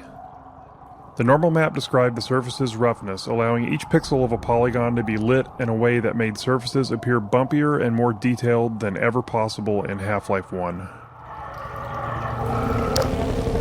Autosave dangerous. In Half-Life 1, we had a set of autosaves throughout the game, hand-placed by level designers and triggered when the player reached some specific moment or position in the game. This ensured that the game was automatically saved for you as you traversed through Black Mesa's corridors. In Half-Life 2, we found ourselves needing a new tool. The problem arose in some of the more complex arenas we'd built. Some of those encounters would last for quite a while and features multiple sets of enemies. Others were long, sprawling mixes of exploration and combat without any clear separation between the two. We never want an autosave where the player is in danger of dying right after loading the game, because that could place the player in a death loop. If you played enough games back then, you definitely found yourself in this situation at least once. So unless we deliberately crafted pauses in every arena's flow, there wasn't always a safe place to put an autosave. After some experimentation, we implemented a feature called Autosave Dangerous. This was a level designer tool that combined an autosave with an associated time frame. When triggered by the level designer, it immediately saved the game, but kept the save off to the side, not available as a save game to load from. If the player then stayed alive for the specified time frame, then the save would be committed and used as the most recent autosave.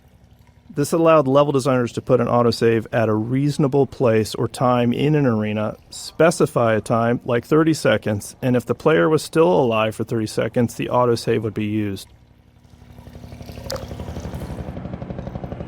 Soundscapes. In Half-Life 1, ambient sounds were placed by hand and then individually tuned. For Half-Life 2, we wanted more ambient sounds in our environment with higher quality and less manual effort for placement. So we built a system that we call the soundscape system.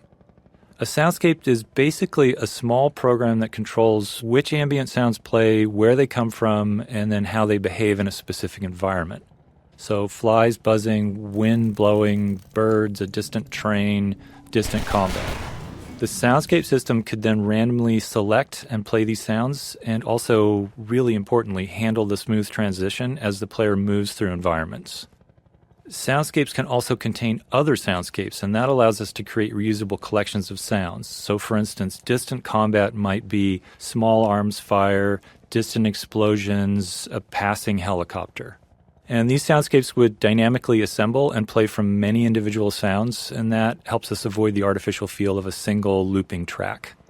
Overall, the soundscape system was a real workhorse for audio in Half-Life 2, and it's pretty much responsible for every sound you hear that isn't directly driven by gameplay.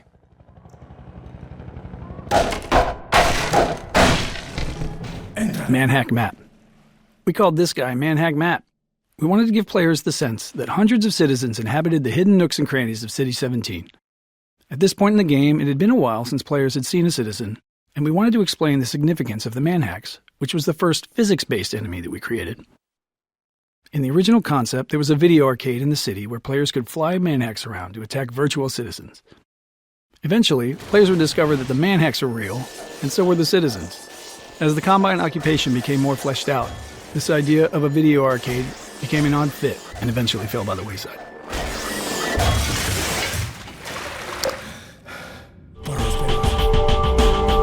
Explosive Barrel Factory. This room, filled with an absurd number of exploding barrels, inspired some good-natured debate within the team around how far to push the plausibility of our world. Frankly, one exploding barrel is probably too many in regards to realism. In the real world, barrels really shouldn't explode, even if you were to shoot them. Rising water. The floating bridge and wooden spools here introduce the concept of buoyancy as a tool for the player. In this case, it's not really a puzzle. It's just some fun for the player interacting with the physics system. But later, we revisit this gameplay element in the canals to raise a ramp for the airboat. Rendering systems. In the early 2000s, we couldn't afford a general-purpose renderer with the broad capabilities of a modern engine. Instead, CPU, GPU, and memory limitations required highly specific solutions to rendering challenges so we could squeeze every bit of performance out of a player's hardware. As a result, Half-Life 2 actually has 3 different rendering engines. One for world geometry, another for outdoor terrain, and a third for dynamic entities like characters and objects. These 3 renderers had to support a complicated matrix of features: collisions, ray traces, decals, offline lighting, visibility calculations, and more. On top of that, each renderer needed to support DirectX 7, 8, and 9. The differences among these DirectX versions were significant, often requiring different data storage and rendering approaches. They even used different programming languages. Altogether, we essentially had 9 different renderers, each needing unique solutions, and getting them all to look consistent was one of the most challenging tech problems we faced during development. GPU Wild West. During development, we faced numerous decisions influenced by our choice of minimum spec, the least powerful CPU and GPU combination that would still deliver a good experience for customers. In the early 2000s, there was far more variety among GPUs than today, with wide differences not only in speed, but in fundamental approaches to rendering. But at the time, we had no real data on the hardware our customers were using. What CPUs and GPUs did they have? How much RAM? Which version of Windows? We reached out to Microsoft hoping they might know answers to questions like, how many DX7 cards are in use? Or DX8? Unfortunately, they didn't have the data either. Realizing we were at risk of making bad decisions without these insights, we developed an analysis tool that allowed players to report their hardware specs to us and integrated it into the early version of Steam.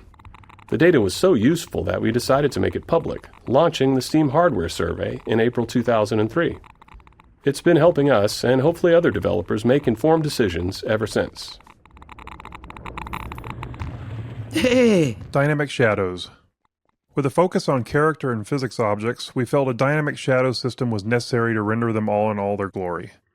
In 2003, GPUs didn't have any dedicated shadow capabilities that they have today, so performance was a tricky problem. Our eventual solution went something like this, running every frame. First, find all the objects that might have shadows in view.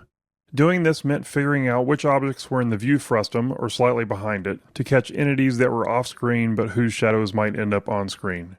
Then we'd render a black shadow version of each one of those objects into a single shadow texture. For that render, we'd use the lowest level of detail model for the object to be as fast as possible. Finally, we'd use the shadow texture to draw each of the shadows into the player's view, darkening the already rendered pixels. We carefully cut around each shadow in that shadow texture to ensure that they correctly overlaid each other in the case where multiple shadows overlap. It's neat to look back on how we did these things, but ultimately we're a lot happier today, where GPU hardware makes it a much more straightforward problem.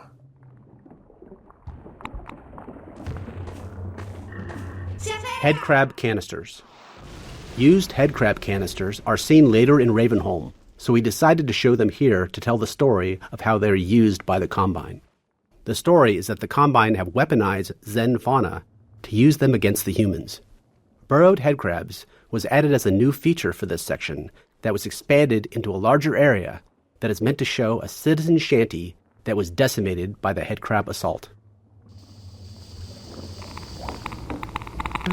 Airboat intro. This is where the player gets the first vehicle of the game, the airboat. We wanted to create a safe space for players to practice driving the airboat for as long as they wanted before moving on. The arena is sprinkled with opportunities for jumps and tricks, and we filled the arena with toxic slime to keep players in the airboat longer, while preventing them from leaving the vehicle behind and progressing forward on foot. Combinatorial shader explosion. Rendering became much more complex during Half-Life 2's development with the addition of hardware shaders, small bits of code controlling how each pixel on a surface should render. In 2003, shaders were far more limited than today. Half-Life 2 era shaders lacked conditionals and had severe code size restrictions. This meant no if-else branching logic to adjust based on different conditions, and no large shaders with broad feature sets. Also, compiling shaders as needed was just too slow to be useful, so we had to pre-compile them. To work within these limits, we had to compute every possible shader combination and store each one individually as its own shader. For example, if a shader affected a surface based on a single light source, we'd need another shader version for 2 lights, another for 3, and so on. And it was combinatorial. If that shader also supported a normal map, we'd need 2 versions per light, one with a normal map and one without. With features like texture blending, vertex tinting, specular highlights, alpha testing, and various other light types, directional point and spotlights, our shader count exploded. By release, we had thousands of individual shaders. Shortly after, we released Lost Coast adding HDR support, which doubled the shader count again. Once compiling shaders on the local developer's machine started taking too long, we switched to distributing the shader compiles over the entire network using VMPI. We also had a dynamic shader compilation mode that was useful for developing shaders that gave fast turnaround at the expense of frame rate hitching when a shader had to be compiled. Fighting motion sickness. In early playtesting, many players developed motion sickness while driving the airboat. While trying to fix this, we discovered several factors that contributed to it. We found that reducing the intrusion of the airboat into the view helped, so we made several passes on the model to pare it back. Maintaining a consistent frame rate helped as well, so it was important to keep an eye on performance in these sections. However, the single most important factor was eliminating view roll to maintain a more stable horizon no matter what the airboat was doing. One of the programmers on the team was super prone to motion sickness, and they valiantly offered to playtest several times to test our progress towards a solution. I'm pretty sure they threw up at least once after playtesting, and their noble sacrifice was hugely appreciated. Airboat time. Finding the right balance between vehicle time and time on foot took some work. Driving at full speed propelled players through the world quickly, and in early playtests we felt the players were missing out on exploring and taking in the game's detail. Exploration and world examination are core values of Half-Life, so we didn't want the vehicle to eliminate that. To address this, we added periodic spots where players could get out and explore small pockets of dense detail. Additionally, as the physics system evolved, we were learning new ways to use it.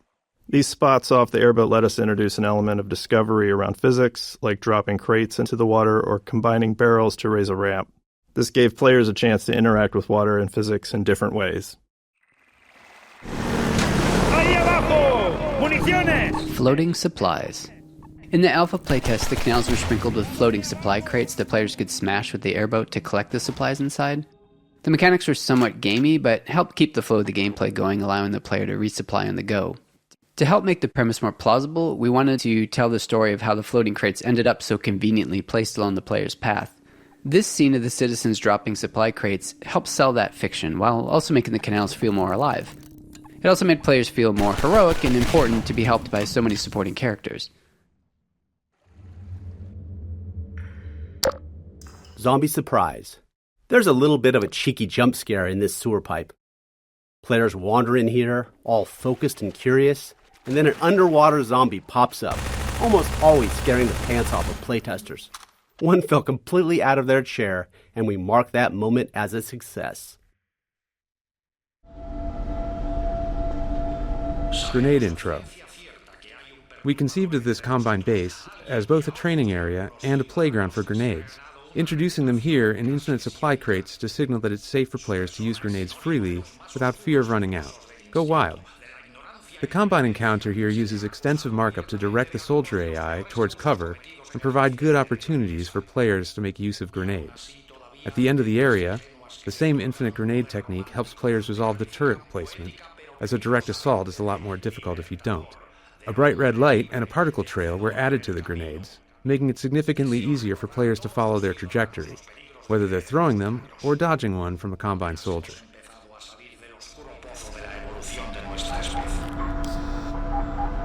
Air resistance. One important feature we had to add to our physics engine for Half-Life 2 was air resistance. At the time, physics engines would typically implement a general damping feature for slowing objects down as they moved, but this merely removes energy in a symmetric way. In order to create more believable motion, we decided to simulate air resistance instead. This allowed us to get asymmetric behavior, where the amount the object was slowed by moving through the air was different depending on how much surface area of the object was facing the direction of movement or rotation. This feature was key to making explosions and objects thrown by the gravity gun look believable. Fast-moving and fast-spinning objects are among the most expensive things to simulate in Half-Life 2's physics engine, so air resistance also improves CPU performance in cases like explosions. It is also key to presenting different materials and masses of objects. More dense objects can push aside air more easily, and this is visible. Having this effect in the simulation helps make the difference in density between cardboard boxes and wooden planks more apparent, and really helps make the objects in Half-Life 2's world much more convincing. Puzzle layers. Because players are often totally unaware of the designer's intent, which we think is a good thing, they tend to respond in all kinds of surprising ways to our puzzles. Even seemingly simple puzzles can see countless failures along the way to success. That was the case with this puzzle to open the canal gates, which required many layers of hints and cues. The sparking wheel communicates that this is where someone would normally open the gate, but some other method is needed. A few crows draw the player's eye towards the solution, in this case, a bundle of girders on a pendulum. As grenades have been thoroughly introduced, we originally wanted players to throw one to break the wooden support structure, but that wasn't obvious enough. We added exploding barrels as a much clearer clue. But even after solving the puzzle, some players didn't realize that the gates were now open, which led them to endlessly explore the base interior looking for another exit. So we had to remind them of their original problem, the broken gate. We added smoke, the alarm klaxon, and a spinning light, and it was then that we finally started seeing reliably good results in playtesting.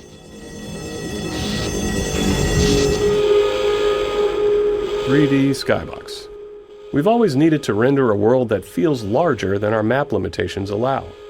In Half-Life 1, we used a cube map texture to let players see beyond the playable area. But in Half-Life 2, we wanted that view into the larger world to be dynamic, not just a static texture. Our map size limitation was about half a mile in each dimension, but we realized we could create a much larger outer world if we stored it at a reduced scale. So, we invented what we called the 3D skybox. The 3D skybox is a small box hidden within the actual game map containing geometry at 1/16th scale. Inside it, a reference point corresponds to a matching origin in the main map. Then, when we render the space beyond the playable area, we use the geometry from the 3D skybox, positioned by that reference point and scaled up 16 times. Getting the lighting and fog to blend seamlessly across the transition from the main map to the skybox presented some sticky challenges, but it worked. The result made the world feel significantly larger and more immersive than it had in Half-Life 1. .357 Intro. The Magnum, unlike the basic handgun with its slower rate of fire, is meant to be fired in a more measured, calculated way, dealing catastrophic damage to your target. Earlier versions of the Magnum had a bit of random dispersion, which we felt fit the heft and the less sensitive trigger pull of a larger pistol. However, this led to anticlimactic moments where players would carefully line up a shot only to miss due to the accuracy penalty. To address this, we made the first bullet perfectly accurate, with each subsequent shot becoming less accurate as you blasted away. VMPI. During development, we became increasingly frustrated with our slow gameplay iteration speeds, mainly because map compilation, needed to pre-compute lighting and visibility, was taking hours. Computers in 2000 were far slower than today's, and they had only a single CPU core each. Inspired by SETI at Home, a distributed program that used PCs worldwide to analyze radio waves for signs of extraterrestrial life, we built VMPI, which was our own distributed system that spread the map compilation process across many office computers. Today, these kinds of distributed systems run on giant GPU clusters, but at the time we just ran it on all the computers in our office. To deal with how our lighting code was evolving as quickly as our maps were, VMPI also distributed new exe files to everyone's computer too. In retrospect, this was a pretty terrifying security concept, just awfully bad. It's like the stuff of nightmares for IT folks, because we were sending an arbitrary executable to all of our work PCs and they would just run it.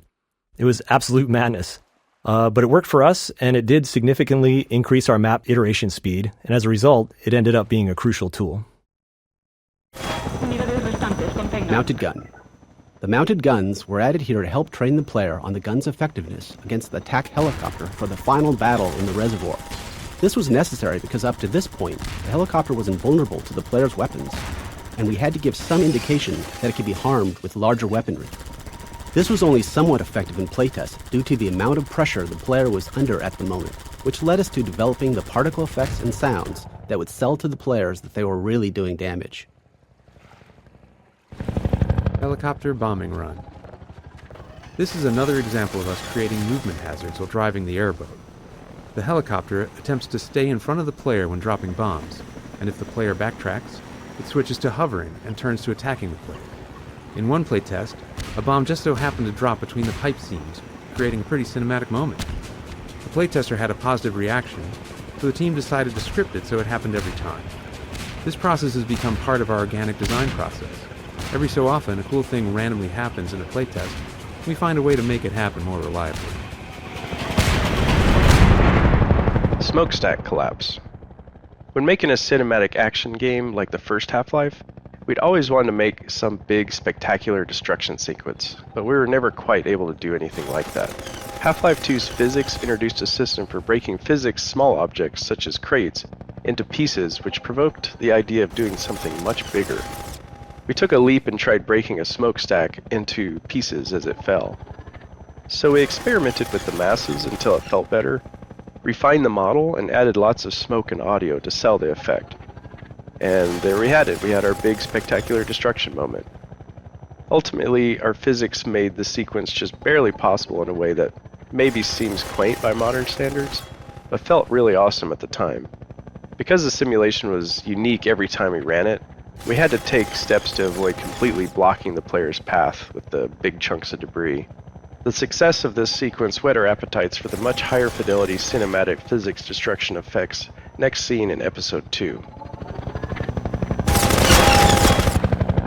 Displacements 1.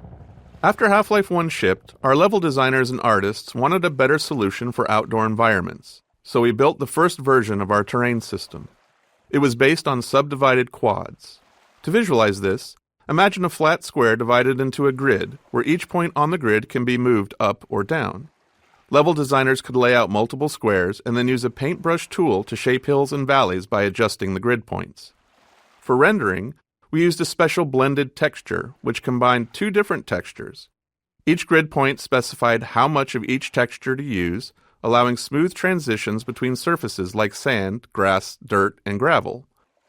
This type of terrain system wasn't unusual in game engines at the time, and we naively thought it would be enough for our game designers. Washing machine puzzle. We created the washing machine physics puzzle late in development, after playtesting indicated that players needed some downtime from the relentless pressure from the helicopter. Pacing contrasts like this can accentuate the high moments by resetting the player's emotional state and warding off exhaustion or even boredom. It was a positive sign that players reacted so strongly to all the work done to make the helicopter truly menacing, but if we didn't manage the stress of it, fatigue set in, which quickly started to feel like monotony rather than excitement. Originally, players quickly drove through this area, But because of the nice sunlight and composition of the canal here, we decided it was a good spot to pause the action and have the player spend some quiet time solving a puzzle. The puzzle itself, which was the first to use masses and pulleys, ended up giving rise to other physics navigation puzzles elsewhere in the game.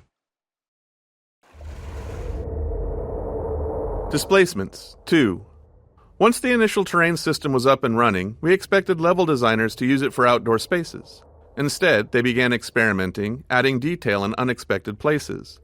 They used the subdivided quads on the top of walls to create ruined edges, rounded off street curbs, and even attempted to make pipes. This met with varying success since the terrain system was designed for landscapes, not architectural detail. So we returned to the code mines, transforming the height-based terrain system into a fully 3D displacement system. Now, instead of only moving grid points up and down, designers could move them in any direction. This allowed them to add extra detail to all kinds of surfaces using blended textures to smooth transitions between the displacement quads and the BSP geometry. However, this required additional tech work to ensure consistent lighting between the two renderers, or those edges would have been noticeably mismatched. But with all this done, the level designers seemed satisfied, and we naively thought that this time it really would be enough. Displacements 3. With the general displacement system in hand, level designers didn't stop at adding detail to the world and returned to their original goals of building large-scale outdoor sections. This led to another round of updates to balance performance, ensuring the system could handle both fine detail and larger ground terrain. Texturing had to improve as well, especially to support complex structures like overhanging cliffs that weren't possible with the original height-based system. Designers, never one to rest on their laurels, also started using displacements to create caves and tunnels. While these additions looked great, they required even more technical adjustment. Eventually, we managed to wrangle the competing requirements of all the ways that displacements were being used, and they shipped in large sections of our game world. Looking back, displacements are a clear example of how technology and game design evolved together. It's a chicken and egg problem. We can't foresee all the ways a piece of tech will impact the game, but we also can't build the tech without knowing what it needs to accomplish. So, as is always the case, we have to build something. We start with a solid guess and see where it leads us. Gestures. Each of our characters had a library of simple animations called gestures, which we could easily layer on top of other body movements. While originally planned as a production savings to allow us to reuse animations throughout the game, we found they actually had more utility than that. Humans often repeat certain movements, and these can be markers of a specific personality. As a result, our gestures library ended up capturing the essence of each character, helping to unify our animation team's understanding of who those characters were. This made it much easier for our animators to share any one character's workload among themselves, which production often required. Airboat Changeup. We heard from the playtesters that they wanted more varied gameplay from the airboat. Up until this point of the game, the player had no real way to fight back against the helicopter and other enemies, so it felt right to introduce a new weapon and in turn deliver a pacing change and set the stage for what would come next.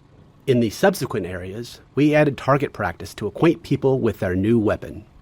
Extra physics force on the airgun projectiles meant targets would get sent flying and make it feel way more powerful than anything in the player's loadout.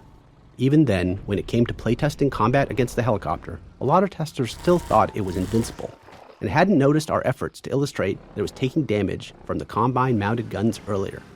To get over this, we did the most obvious thing. We put the helicopter directly outside the tunnel in which you get the gun and make it extremely clear that you can and should shoot it. And it worked. Skybox time of day. The skybox and fog color changes incrementally during this chapter. This is meant to visually represent the passage of time as the player journeys through the canals and the chapter. Two fog color values in opposite directions help sell the illusion of the oblique angle of the sun.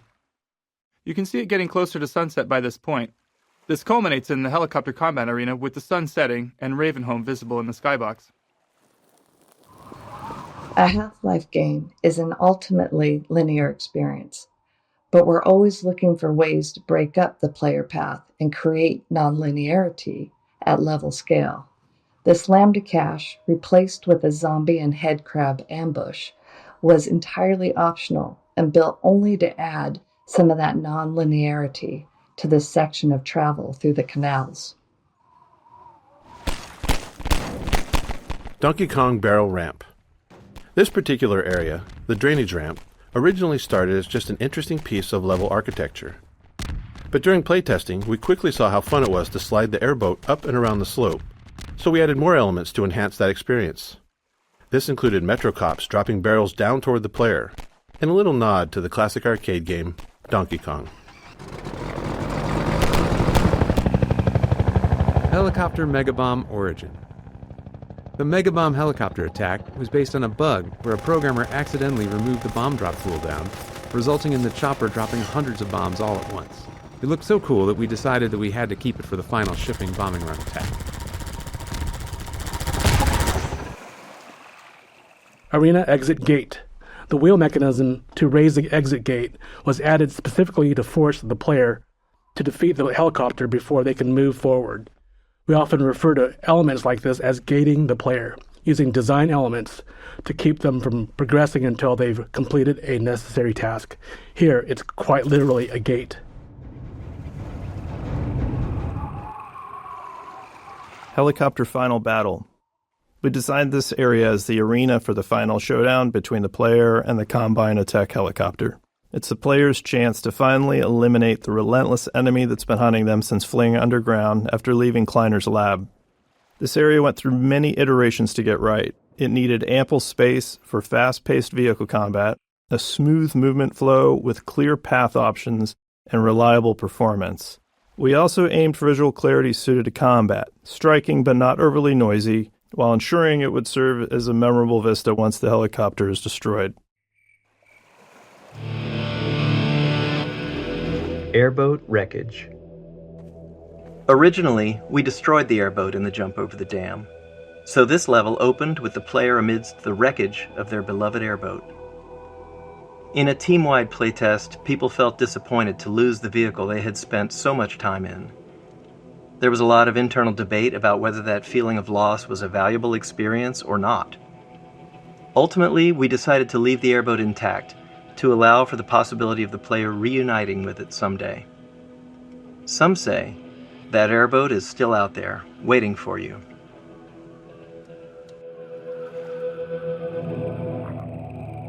Alex and Mossman. In our early plans for Half-Life 2's narrative, we wanted to take on the challenge of doing something less explicitly game-focused. Not just a story about the obviously good player defeating the obviously evil enemies. Instead, we aimed to focus on characters and their relationships. We thought it would be interesting to explore family as a central dynamic unit of Half-Life 2. The tension between Alex and Mossman emerged from that idea, and we liked it because it felt relatable. Something players could understand and empathize with. Eli's lab. We built Eli's lab after Dr. Kleiner's, which gave us a better understanding of how to set up and design effective choreo scenes. As a result, we were able to create a more complex scenario with more opportunities for it to respond to the player. Having multiple characters doing their own thing around the room made staging tricky, and it took a lot of iteration and playtesting to get it to run smoothly. Our experience showed that, generally, players wanted to play along with the scene. They just needed enough subtle clues to know where we wanted them. Similarly, if they got distracted, the scene had to gently pause and wait for them to return. Feel free to look around. Balancing the player's desire to explore with the narrative goals of the scene was always a challenge. We wanted the room to be full of interesting things to look at, but many players wouldn't explore until they were sure they wouldn't miss any of the character performances.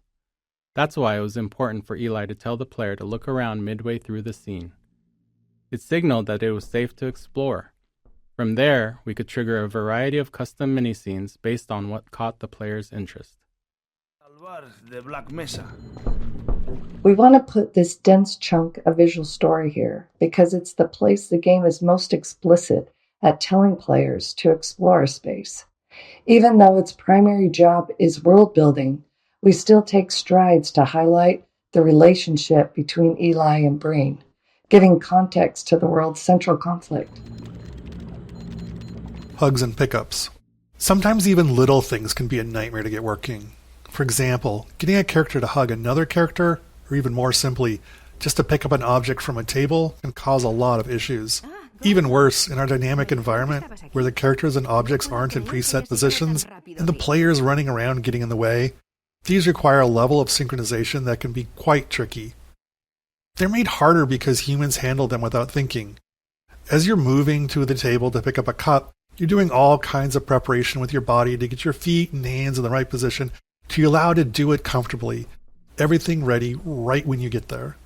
If you're moving in to hug somebody, you're both doing it at the same time, adjusting constantly based on each other's movement.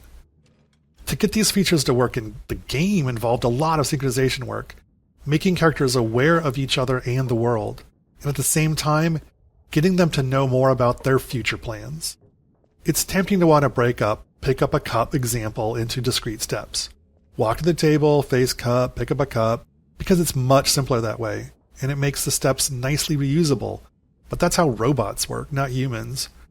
Our characters had to know they were moving to a table with the intention to pick up a cup, so they could work on multiple parts of it simultaneously, making sure their hand grabs the cup right when they get there. With two characters, it's even more of a negotiation. Both need to agree where and when it's going to happen, and everything needs to happen in place in a seamless fashion. While these moments of simple interaction with their characters in the world are often short, they were critical to making them seem like believable people. Entonces, la próxima vez que paso tanto tiempo fuera. Mossman. Judith Mossman was originally based on a character we had planned for a section of Half-Life 1. That section was cut from the base game and reused in Uplink, but without the character. We consider her the most complex character in Half-Life 2. We knew we'd be walking a tightrope with how the player felt about her even before Nova Prospekt, because the player's trusted sources don't agree. Eli likes her, but Alex doesn't.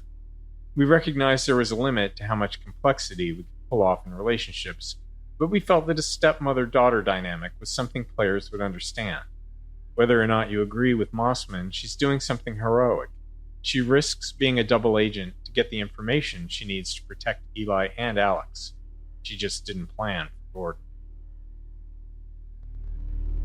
Gordon. Puedes llamarla el manipulador de campo. Character lighting. In the first year of development, we were struggling to get our characters to feel as realistic as we wanted them to. There were actually quite a number of different problems, all of which eventually required specific technological and artistic improvements to fix. The first major problem was lighting. At the time, lighting technology in games had many shortcuts, some due to performance, but many due to misunderstandings of how it all works. To make characters look good at the time, models and textures had to be created with much of their lighting solution baked into them, like shadows and glossiness.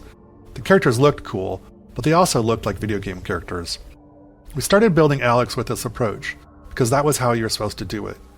We used the baked solutions and lit her like a movie actor, essentially as if she had a custom lighting rig that followed her around and ensured she always looked good. But it didn't really work. The range of lighting environments and the dynamic nature of video games meant that she'd look great in some environments, but always end up looking terribly unrealistic at some point.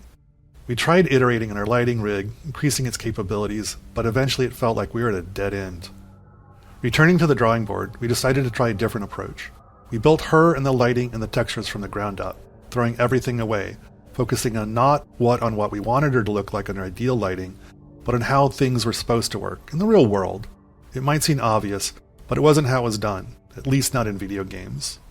When looked at outside the game's renderer, these models and textures actually looked worse than the previous versions, but we managed to methodically pull out all the shortcuts and misconceptions about how light and texture and graphics cards worked and put it all back together. After all that was done, when we were finally able to look at Alex in-game with her new models and textures in a dynamic environment that kept her visually consistent at all times, well, she looked great. Totally seamless and part of the Half-Life 2 world. Facial technology. We wanted players to care about our characters, and to even have a chance at achieving that, we knew we had to invest a lot of technology for our characters' faces. It's well understood that humans are wired to pay attention to faces, subconsciously reading all kinds of information from them. So it's an extremely high bar, and if we couldn't reach it, we'd probably push players away from our characters, not towards them as we hoped. We started out doing a lot of research. It was not heartening.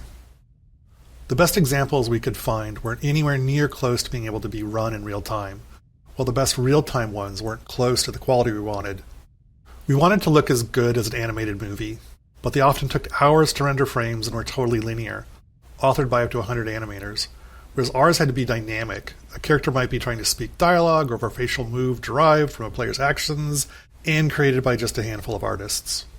These requirements eventually led us to Dr. Paul Ekman's facial acting coding system, a system for taxonomizing human facial movements done back in the 1970s. It gave us a vocabulary for describing facial movements throughout our tools and code, and a target to aim for when designing our characters' faces. With it as a framework, we started a many-year process of iterating on how we built faces and heads of our characters. Where others had tried taking bits of Ekman's work, we wanted to try to use it all. That meant a lot of time spent figuring out how to do each piece within the tight performance constraints we had. But we also spent a lot of time just looking at people and faces, trying to find the extra features that would add the most value, like skin elasticity, teeth shadowing. In the end, while we weren't able to do everything we wanted, we did manage to get the pieces we thought were the most important to a convincing facial performance level on our characters. Eye shader. Another critical part of getting character faces to be convincing was in the eyes. Humans are great at reading eyes. There's a part of your brain dedicated to it, down to knowing where somebody is looking based on the reflections on the eyeballs. But there are all kinds of subtleties that matter. Eyes aren't actually spheres. Eyelids get distorted by the cornea moving around underneath. Eye movement can increase the odds of blinking. Eyes don't actually line up directly behind the pupil. They're shifted slightly. All these little details might feel small or unnoticeable, but the absence hurts the believability of the character. We worked on eyes for a long time, iterating our eyeball model and feature set little by little. Some things required external interfaces, like what things in the environment were interesting to look at, where others were automatic, at a subconscious level in the AI, like blinking, an obvious requirement, but one that's subtly confusing if it's wrong. Eye reflections had a particularly large impact. They're ultimately a tiny amount of real estate on the screen, but the difference they made was enormous. We knew we were finally done when we reached the point where, with our eye shader off, a character looked like a doll, human-like, but unconvincing in some way that was hard to describe. But when we turned it on, suddenly it felt like a human was looking at us. Moving the gravity gun. When the gravity gun was first prototyped, we planned to give it to the player midway through the game. But as playtesting progressed, we saw the strength of its design and realized the gravity gun and, more importantly, the ability to launch saw blades at zombie faces needed to come earlier. That meant Eli's lab also needed to move earlier too. It was a significant change, but it was crucial to Half-Life 2's success. It serves as a good reminder that storytelling and gameplay are intertwined, and neither can always take priority. They have to work together. Risk. Looking back on Half-Life 2 now, 20 years later, it's sobering to reflect on how terrifying it was throughout much of the development. Game development is hard.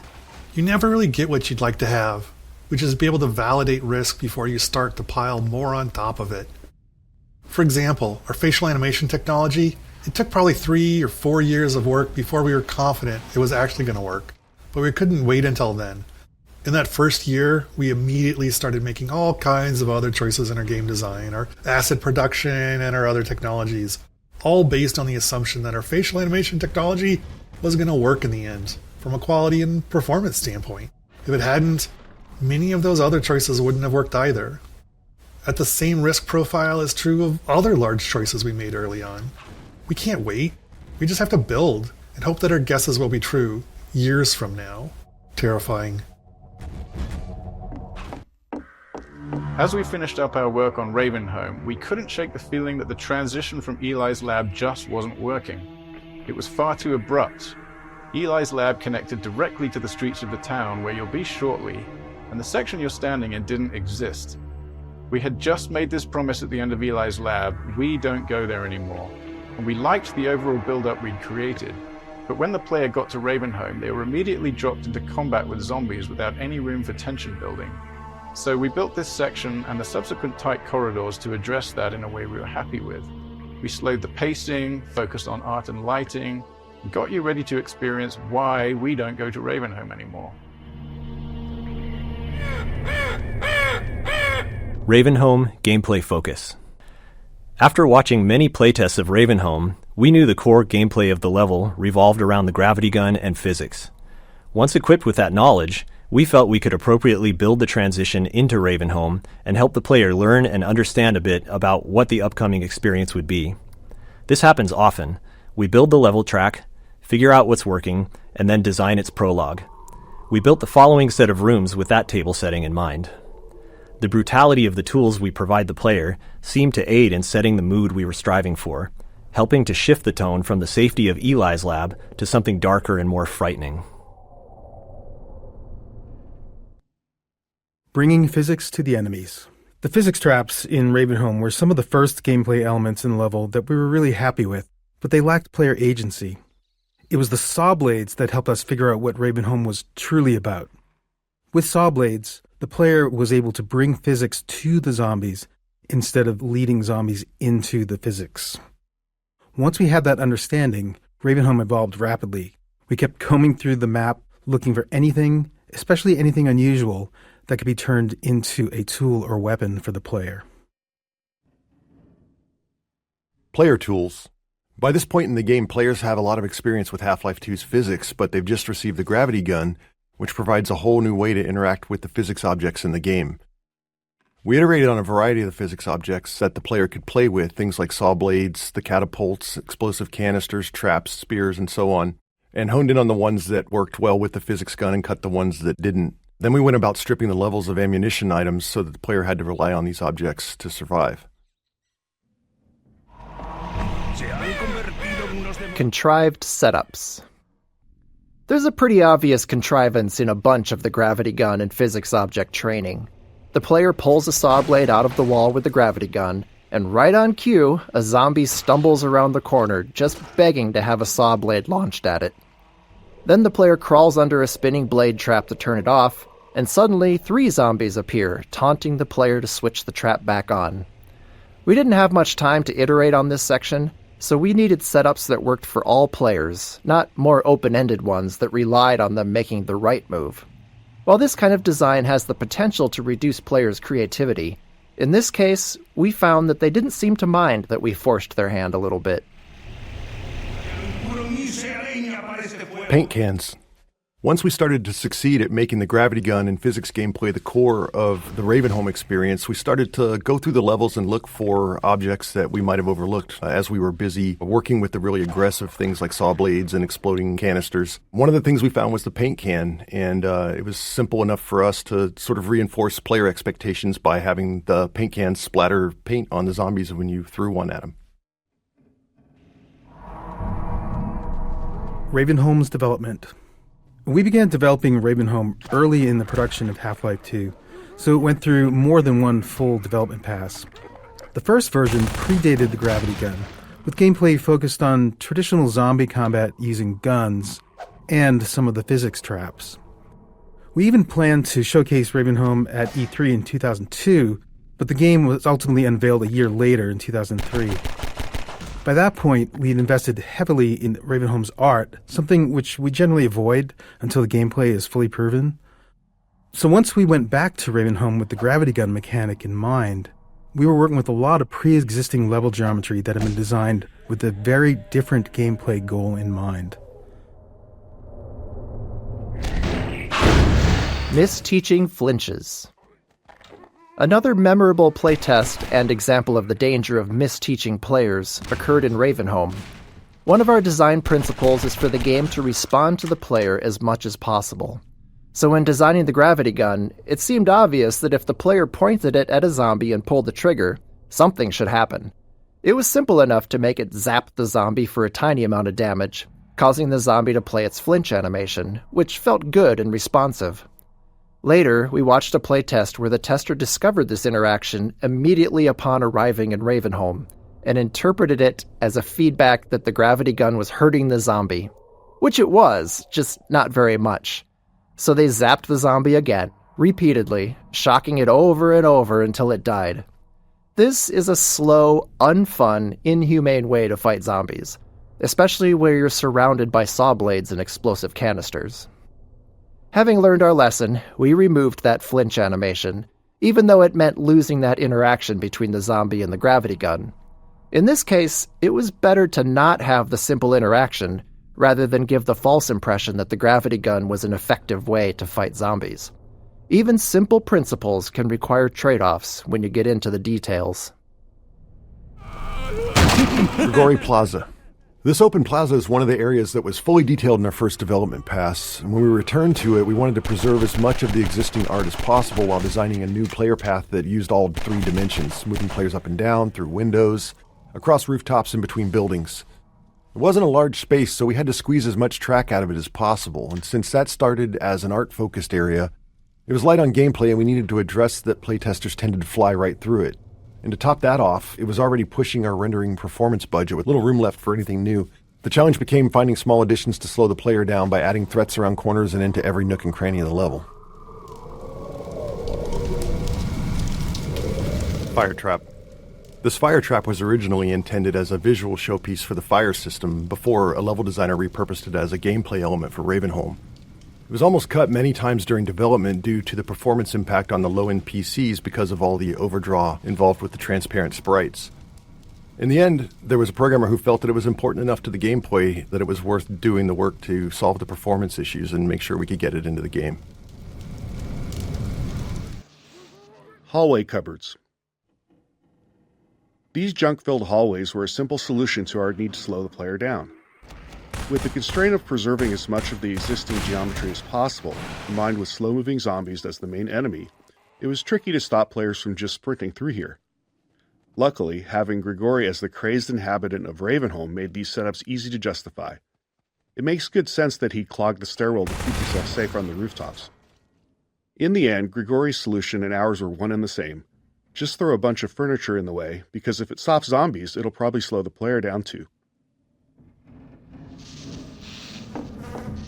Poison head crabs. This room unintentionally introduces poison head crabs. We'd spent a lot of time crafting their proper introduction later in the level, but once we saw how well they were playtesting, our excitement got the better of us, and before too long we'd scattered them throughout the level. By the time we realized they'd appeared before their intro, it was really too late to rework it. Fortunately, a tight room of poison head crabs works as decent training, because their design avoids a common issue with combat training. Typically, players are stressed and they can get frustrated if they die repeatedly without understanding why. And sure enough, we encountered that problem when trying to train the player with both poison head crabs and their source, the poison zombie. However, poison head crabs can't kill the player by themselves. So, while stressful, a room full of them at least avoids that frustration. Even with all the work we did to try and make a connection between this lever and the outside electric fence in the players' minds, some testers would still flip the lever and not know what they'd done. They'd even wander around, flip the lever back on, and wander around some more. With not much time to spend on making the connection clearer, we elected to just have the lever break off. This prevented players from undoing their progress and added to the feeling that Ravenholm was an unreliable and decaying environment. We all went to Ravenholm. When fans talk to us about Half-Life 2, Ravenholm is often the most remembered section. Thanks to its multiple development passes and the density of the material in it, more members of the team are represented in Ravenholm than anywhere else. It was where we figured out how to apply our artistic pipeline to the set pieces and mood we wanted, how physics and gameplay combined with the gravity gun, how headcrabs and zombies need to evolve for Half-Life 2, and much more. Looking back on it now, it reassures our belief in individual empowerment over centralized design. Ravenholm is dense, highly efficient in its gameplay and artistic execution, and the sum of many small contributions by individuals who understood how they could push it just a little further with their own unique capabilities. Car crushers. These car crushers required some adjustments and quite a bit of work to our physics damage system. There's always a challenge when big physics objects interact with non-player characters.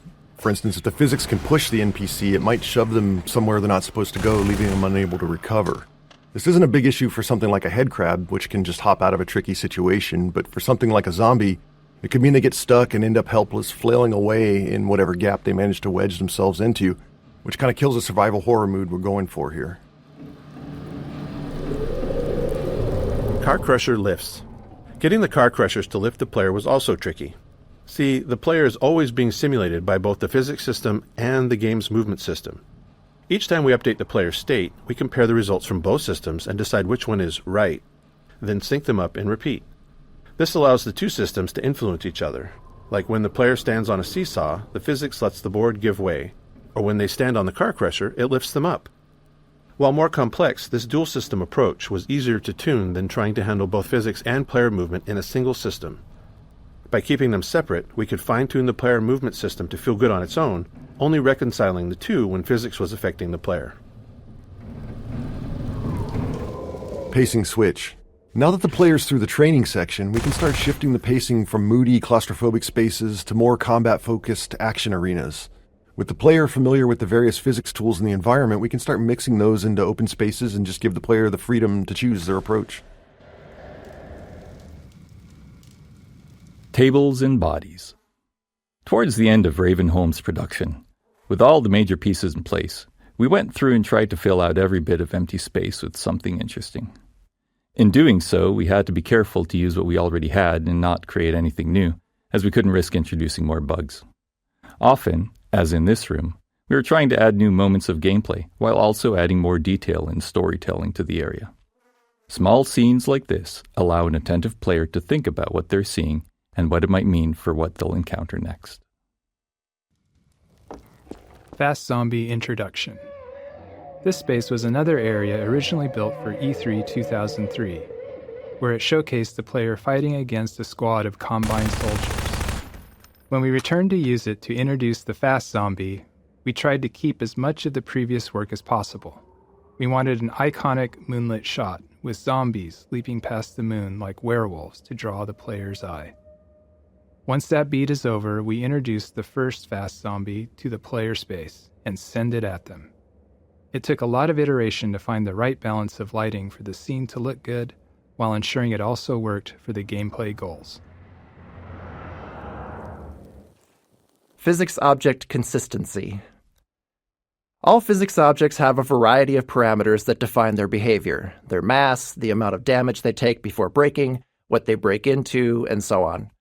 During development, these parameters were specified by level designers for each item, which is how most things in the game worked. But later in development, we realized we'd created a problem for ourselves. There were thousands of physics objects in the game, and no method to ensure consistency across them. As a result, a cardboard box might break apart with a single pistol shot in one level, and be completely invulnerable in another. Internally, we generally referred to these inconsistencies as level designer crimes. To fix these, and to deliver some justice, we built a system that enforced consistency on all physics objects based on their visual model. Since most of the game had already been built, we were forced to allow level designers to explicitly opt out of this system for rare edge cases where they needed to do something criminal to preserve what they'd designed. Internally, we refer to these designers as recidivists, some of whom perpetuate their life of crime at Valve to this day. Poison Zombie Introduction. Constraining the player in a tight space while providing them with a view outward is a useful way to increase the chances that they'll notice something we want them to see. Here, we draw the player's attention with the sound of a whale before the poison zombie itself becomes visible. Originally, this encounter was also the first time players faced poison headcrabs, but as mentioned in an earlier node, we got far too enthusiastic in proliferating poison headcrabs around the level and ended up spoiling their joint introduction here. In the end, however, these first encounters worked better as separate instances anyway. Gamma correction. Our game engine has a rendering system that's responsible for taking the entire state of the game and calculating a color value for every pixel on your screen to represent that state. but code and software from other people are involved in the process of calculating those pixels as well. As an example, the software and hardware in your GPU and monitor. At one point during development, we were unhappy with how our characters looked. In particular, we thought that they looked waxy or sickly. Their skin was wrong. We spent some time tuning our lighting, but we just couldn't get both our characters and our world to look right. Luckily, we still had a fully featured software renderer, which allowed us to run the game without a GPU, because this was an era where many players still didn't have one. And looking at the game on that renderer, we noticed that our lighting didn't have the same problem. So we went through our code with a fine-tooth comb, trying to figure out where our rendering code was doing something wrong when it was working with a GPU. After failing to do so, we tried talking to the GPU manufacturers, asking them to double-check they weren't doing anything wrong with the pixel values we were passing them. That was the start of a long journey, and long story short, it was a journey of almost 2 years of back-and-forth communication with GPU manufacturers before we were able to convince them that they were doing gamma correction incorrectly in the low-level math on their cards. During this, we'd even had to build a system that validated the color values of an individual pixel throughout the entirety of our rendering pipeline. But eventually, at the end, we finally got new drivers back from them, and our characters immediately looked like they should, matching the software renderer. At this point in Ravenholm, the player has learned all the gameplay elements available to them and can predict their interactions. This allows us to build more complex setups, providing a greater level of threat and more freedom in how the player can approach each scenario. This arena is a deliberately entwined space that the player will need to explore, and we use that exploration time to slowly ramp up combat intensity. The faster the player explores, the faster we ramp it up. The freeform nature of this design made it challenging to tune, given the large dynamic range in how players played through it. Playtester archetypes. Iteration and regular playtest were the lifeblood of Half-Life 2's production. Every week, we'd quietly watch over the shoulder of a player going through the section we were working on, taking notes on what worked and what didn't. It was important for us to test with a wide range of skill levels, to be sure that we weren't making decisions that only worked for some. Over time, we learned to choose specific types of playtesters based on the development stage we were at. Early on, we used experienced gamers, usually teammates, who could handle rough, unfinished areas and were good at explaining their thought process. For combat testing, we'd find players of all skill levels, especially those creative in their usage with the tools. Finally, as sections became more polished, we'd focus on beginners, people who didn't play games much or weren't familiar with first-person shooters. Even if they weren't necessarily someone who might buy the game, we often learned something valuable from watching them. Final arena. When we finished the first pass over Ravenholm, this rooftop was intended to be the culminating fight. Like other spaces in Ravenholm, it had begun life as a space purely focused on being an interesting visual location. We felt it was important that, as the player left Ravenholm, they had a moment to look back over the town they had just survived and get a glimpse of where they were headed next. Multiple gameplay groups took a shot at building a fight here, but the tight geometry and performance constraints meant we never really created a finale we were happy with. Not unlike the Half-Life saga itself, it seemed as if Ravenholm was destined to not have a real ending.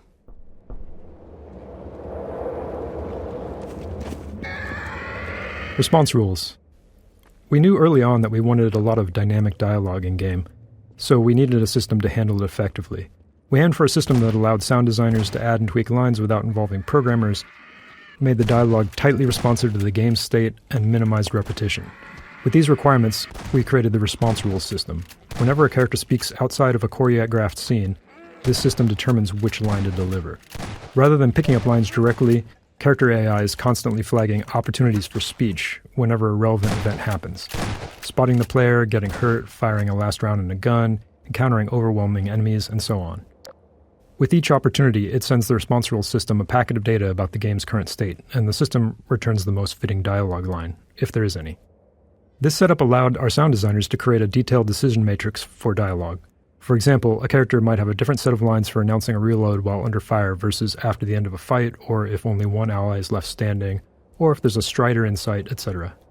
By the time we shipped Half-Life 2, we felt we'd only scratched the surface of this system's potential. It became a core feature of Episode 1's Alex, and went on to power the dynamic dialogue in our later games, including TF2's classes and the cast of Left 4 Dead. the real final arena.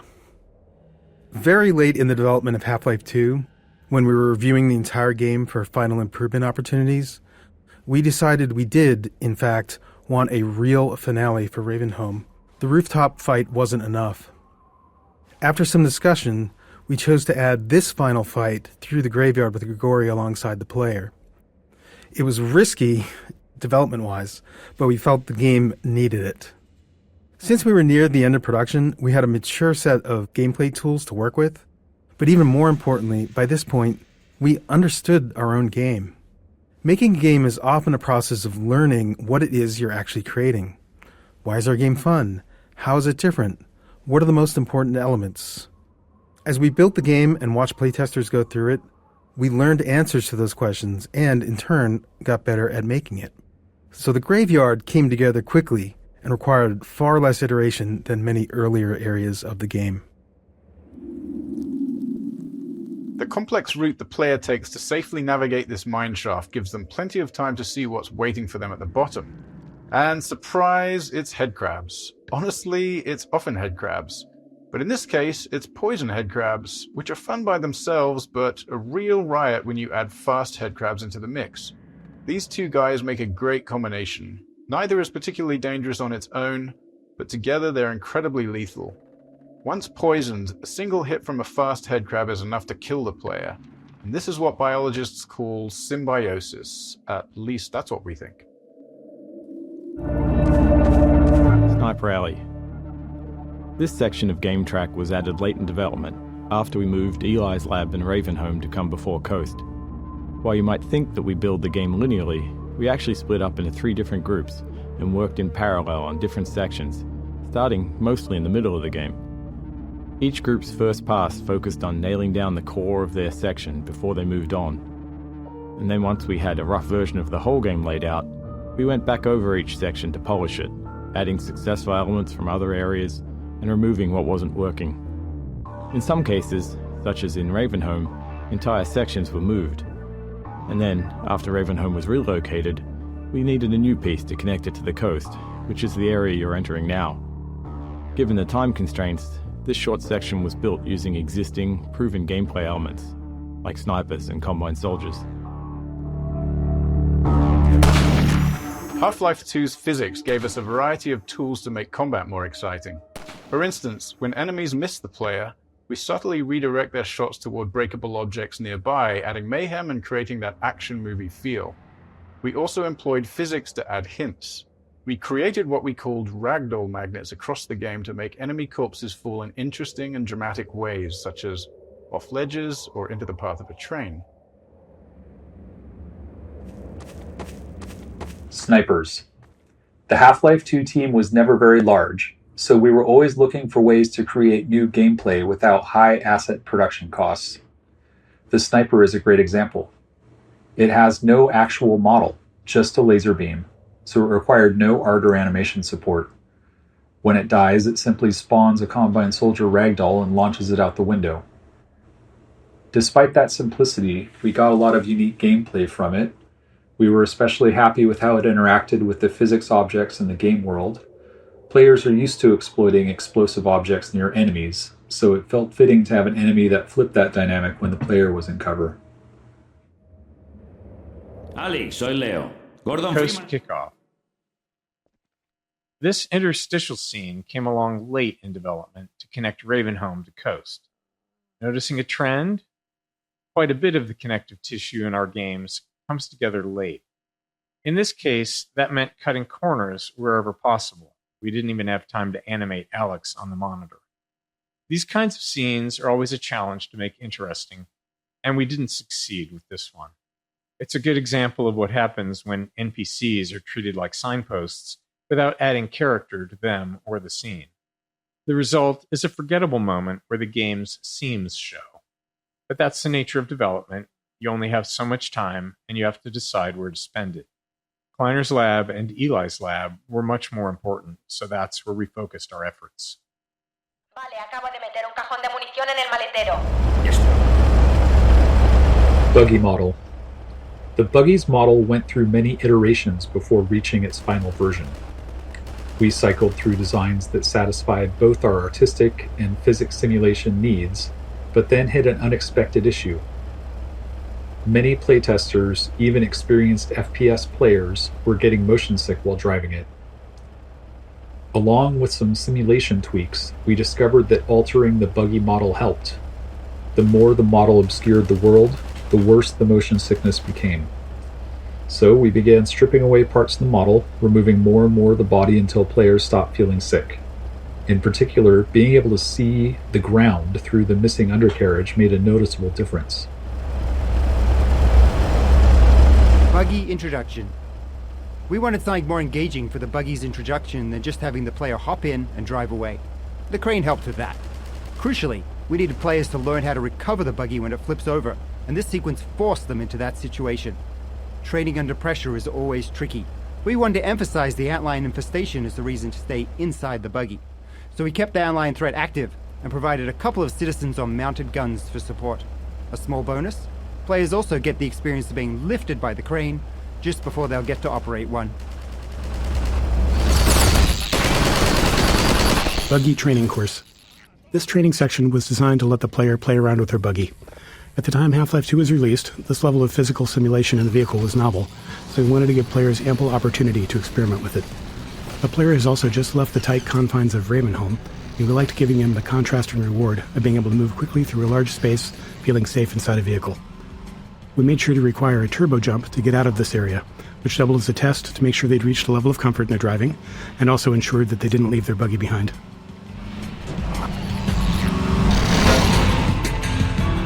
Buggy physics. The physics for a buggy took a lot of trial and error. We wanted it to feel fast, even though its top speed was only about 35 miles an hour, so we had to do some cheating to make it work. We added extra vertical force to the turbo jump and a bit of kick to the rear when using the handbrake to power slide. Without those, the low speed meant the buggy just wasn't fun to drive. On top of that, the world was full of unpredictable physics system-driven chaos.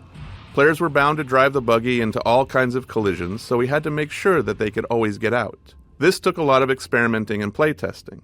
In the end, we settled on a pretty goofy, unrealistic simulation that made the buggy more forgiving and harder to flip. Its center of gravity is super low, and the wheels, while they look like they turn a lot, actually don't. It was our first attempt at a physically simulated vehicle, and we learned a ton from it. Thanks to that, we were able to make the muscle car in Episode 2 much easier to drive. Transition tunnels. Building the coast required us to develop a way to handle level transitions. To move from one level to another, we need to save everything in the transition space as the player leaves the first level and restored in the next level after loading. Critically, we also have to save and restore everything visible to the player in the transition area, even if it lies outside the space itself. For this reason, we aim to keep transition spaces as small and enclosed as possible. In most of the game, a small room works well for this purpose, but on the coast, we needed a different solution. After some experimentation, we settled on dark tunnels. Besides being reusable in a believable way, the tunnels allowed us to add a bright light flare at the end to mask the fact that we can't render what's ahead of the player, because it exists in an entirely different level. Dumpers. Whenever possible, there's a lot of value in players feeling like they figured something out on their own. It makes the world feel more alive, rather than just a series of gameplay elements lined up for the player. If we can accept the risk that some percentage of players might miss an element entirely, we can take a more subtle approach. We took this approach with dumpers, designing setups that players are likely to encounter but aren't forced to engage with. There are plenty of visual and audio cues, as well as inline reactions, to help the player understand what's happening. It doesn't guarantee all players will figure it out, but playtesting showed that most did. Antlions. With the player driving the buggy throughout the coast, we needed a pervasive enemy that could justifiably appear anywhere and act as a constant threat to keep the player in or near their buggy. Antlions spawning from the sand were the perfect solution. Their high mobility allowed them to keep up with the buggy for short bursts, unlike our humanoid enemies. Plus, they were very satisfying to run over. Coast. We wanted a wide open section of the game for the buggy, but we still needed a way to constrain the player's movement. Choosing a coastline gave us a natural boundary along one side of the map while still feeling open and expansive. It also helped visualize the effects of the Combine's extraction of Earth's resources. Playtesters still tried to swim out to sea, so we added leeches to deter them. The leeches couldn't be a real avoidable enemy that players felt they could fight, so they're a bit magical. Players generally understood that they were pushing the game's boundaries, so we didn't overdevelop them. Grenade House. A lot of a Half-Life game is about giving players slightly novel combat experiences around each corner, even if they're just small tweaks on previous ones. They don't all have to be skill-based challenges. Sometimes they can just be fun moments where the player gets to enjoy themselves. This Grenade House is one of those moments, with the twist being that we've inverted the usual setup. Instead of letting the player drop grenades on enemies below, we've put the enemies above. The unlimited grenade box is a somewhat clumsy way to encourage players to engage with the scenario, but its invulnerability also ensures the players can still climb up to the floor above, even if they've blown up everything else. Antlion design. In some of the earliest design work for the game, we had plans for multiple core alien races, with the Combine being just one of them. One of the other races was a religious insectoid species, and antlions were part of that. Later, as we developed Coast, we started viewing them more as pests that came through the Zen portals, along with headcrabs and other creatures. While they aren't actually from Zen, they infest the corners of any world they enter, a lot like cockroaches. Buggy sound design. The sound design for the buggy was based on samples from an old 1968 Camaro. And we chose that car because they have these amazing V8 engines with just huge pistons. And there's not really another sound like it. It has this sort of gutsy, visceral sound that we were looking for. The transmission also has this really wonderful mechanical whine when it stops accelerating. And that combination felt really responsive within this basically binary input system that we had to work with. So the fake engine transmission wasn't modeled after a real-world car. Instead, it was just designed as a simple system to reward the player for holding down the accelerator. So it's like a looping escalator that produces a rising tone, constantly building tension and shifting gears whenever the tone needs to restart. And since the player would quickly run out of space in our relatively small maps, the goal was just to make accelerating fun for a short period of time. Open world loot. The openness of Coast introduced a new problem for us in how we distributed item rewards. In a Half-Life game, we typically reward players for exploring. If you see the way forward but notice something off to the side, there's probably something useful if you take the time to search. When we first started playtesting our Coast maps, we tucked rewards away in the corners of the outdoor areas. However, this led to a worse experience with the buggy. The wide open spaces meant there were always lots of small areas that looked like they might contain something, and players kept stopping and getting out of the buggy to search. It became tedious and interrupted the fun of the level. So, we removed those scattered rewards. But this raised a new problem. How do we tell the player when it's worth getting out of the buggy? After some thought, we established a rule.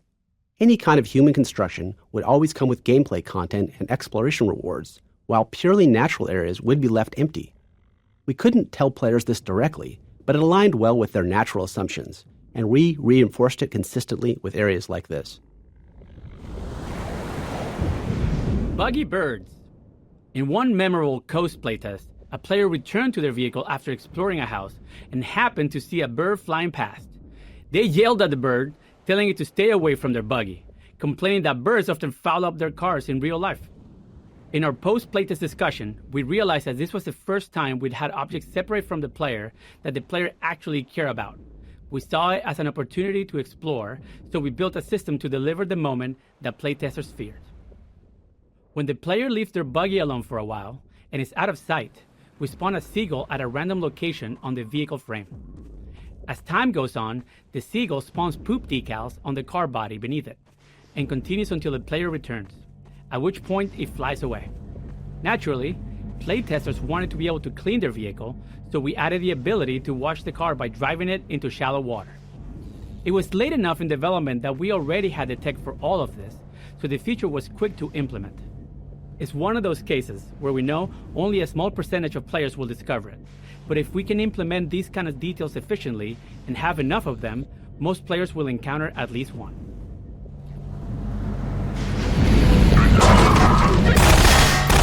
Boathouse. In Half-Life 1, we discovered we could get a lot of value from scenarios where different AI enemies fight each other. It's fun for players to watch them engage, and it's much easier to observe enemy behavior when you're not the one that's being threatened. This first encounter between antlions and Combine soldiers is designed to be a fun opportunity to ram something with the buggy, but it also serves to highlight the thumper. By seeing the soldiers use the thumper to hold off antlions, we hope more players would come to understand its purpose. We liked how the soldiers demonstrated the value of staying near the thumper while engaging with the antlions. Odessa Cubbage. Odessa Cubbage is an example of the kind of cameo character we found works well. He's an entertaining guy with some entertaining details, living inside his own little bubble. Since he doesn't leave his scenario, he's free to be exaggerated enough to stand out. We started with his model, which was repurposed from a cut section of the game, and named him after the title of a spam email we received. The model was originally a Norwegian fisherman, and it didn't quite fit as an Englishman, so we slapped a mustache on him, and in that moment, Odessa's character was born. He's ultimately a charlatan, with everything about him being fake. His accent, his mustache, everything. He would never put himself in danger, making him the perfect person to hand Gordon the RPG and explain exactly how to use it. Laser-guided RPG. The laser guidance feature of the RPG was a huge headache for us because it was difficult to teach. Many playtesters would fire the RPG and then immediately duck behind cover, which meant they didn't see the rocket's flight path. Even worse, they didn't realize the rocket was now turning around to fly back at them. We tried various HUD elements and laser dot indicators to help, but found that most players overlooked them, focusing on the enemy instead. We made as many small improvements as we could, like emphasizing the feature in Odessa's speech and enhancing the audio and visuals around how the gunship shoots down direct RPG shots. While these changes helped some players grasp the feature, we never reached a point where we felt confident that almost everyone understood it.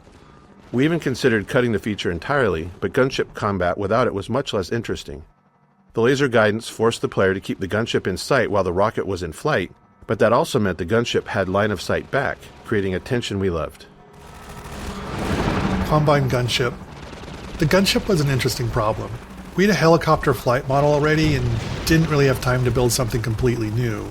So we tuned the helicopter's flight model until it felt different enough, and then derived the gunship's organic animation state from the values coming out of that simulation. We also tried to keep it as truthful as possible. For example, there's a limit as how much it can turn its head to aim its cannon, and if it needs to aim beyond that, it has to alter its flight path to bring the cannon around to bear. It's not allowed to just cheat. The other key feature was its engine sound. We have sound spatialization, so the player can tell roughly where it is, but the gunship is a fast-moving object and it's up in the air, away from any nearby reference points. As a result, it can be hard to tell exactly how far away it is and how fast it's moving. To fix that, we added a Doppler effect to the engine sound, pitch shifting it based on the gunship's velocity relative to you. It's a subtle effect, but it's extremely effective at subconsciously helping you perceive the gunship's location and direction, critical information letting you know that you're being hunted by it. Flying vehicle audio. The large flying enemies in the game present a unique audio challenge. During combat, they're much more mobile than other enemies, and they often move a significant distance away from the player. They're also really dangerous if they have line of sight.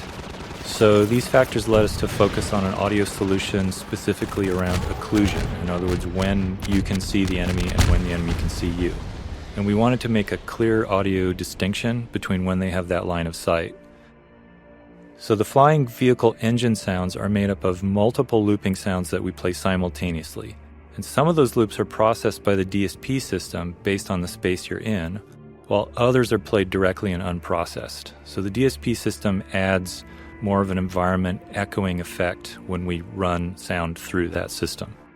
So when the flying object is occluded behind something, it can't see you, we increase the percentage of loops that go through the DSP processing, and it sounds like that object is a little more distant. And then when that enemy emerges from behind an object and it can see you, we play more of the direct sound. So that overall just gives you a sense that the sound is either distant and directionless or more directly in your line of sight. And you can sort of hear it when a helicopter emerges from behind a building. Ideally, you can really hear that difference. D2 Coast 04. This map was actually the first area of coast that we built, before the crane and other elements existed. The drained seabed and rusted ships were some of the earliest pieces of art direction we developed. Years later, we showcased the map in our 2003 E3 demonstration, though much of the gameplay was still being figured out at the time. As a result, when we began building out the entire coast section, that demonstration became a useful vision for us to work toward. Audio over distance. The large-scale spaces in the coast maps led us to seek an audio solution for how sound changes over distance. So, for instance, in these maps, an enemy can be well over 100 yards away, and their gun should sound different at that range than when it's up close. We decided to store our sounds in a single stereo file with the near sound in the left channel and the far sound in the right channel. And then during playback, we crossfade, or we change the proportion of sound you hear between those two channels based on the player's distance from the sound. And it was a simple solution that worked well. It helped us with memory constraints. You can easily hear it in action. Just listen to how a Combine soldier's gunshots change as you drive towards them. We wanted the buggy to be more than just a means of travel, so we decided to attach a gun to it. We chose the Tower Cannon, a Half-Life 1 weapon we liked but hadn't found a place for it in Half-Life 2. The Tower Cannon can shoot through walls, which makes it tricky for level design, so we limited it to the coast section. Once you introduce wall-penetrating weapons, level design becomes much tougher. Furthermore, we mounted an ammunition crate on the back of the buggy, giving the player unlimited SMG ammo throughout coast. This was especially helpful for playtesters who struggled with the infinite antlions spawning from the sand. Crane. The crane took a lot of fine-tuning to get right. Something that needed to generate so much physical force was always risky, given the limitations of our rigid body physics and destruction technology. For example, the magnet was never going to fully meet player expectations for something with that much mass. But because the crane was stationary, we could carefully choose everything within its range and fine-tune as needed. Fortunately, most players didn't seem to notice its rougher edges, likely because of the sheer novelty of interacting with something like it in a vaguely realistic physics environment. Ramming with the buggy. Our physics system is based on rigid bodies, which means it doesn't support any deformation or destruction of objects. If a physical object is hit by something, it can move if allowed, but otherwise nothing happens. So, when you drive the buggy through a glass window, we have to employ some trickery to make things work as expected. Because the window is fixed in place, the physics simulation will actually bounce the buggy off the window. But it does notify our game system that a collision occurred.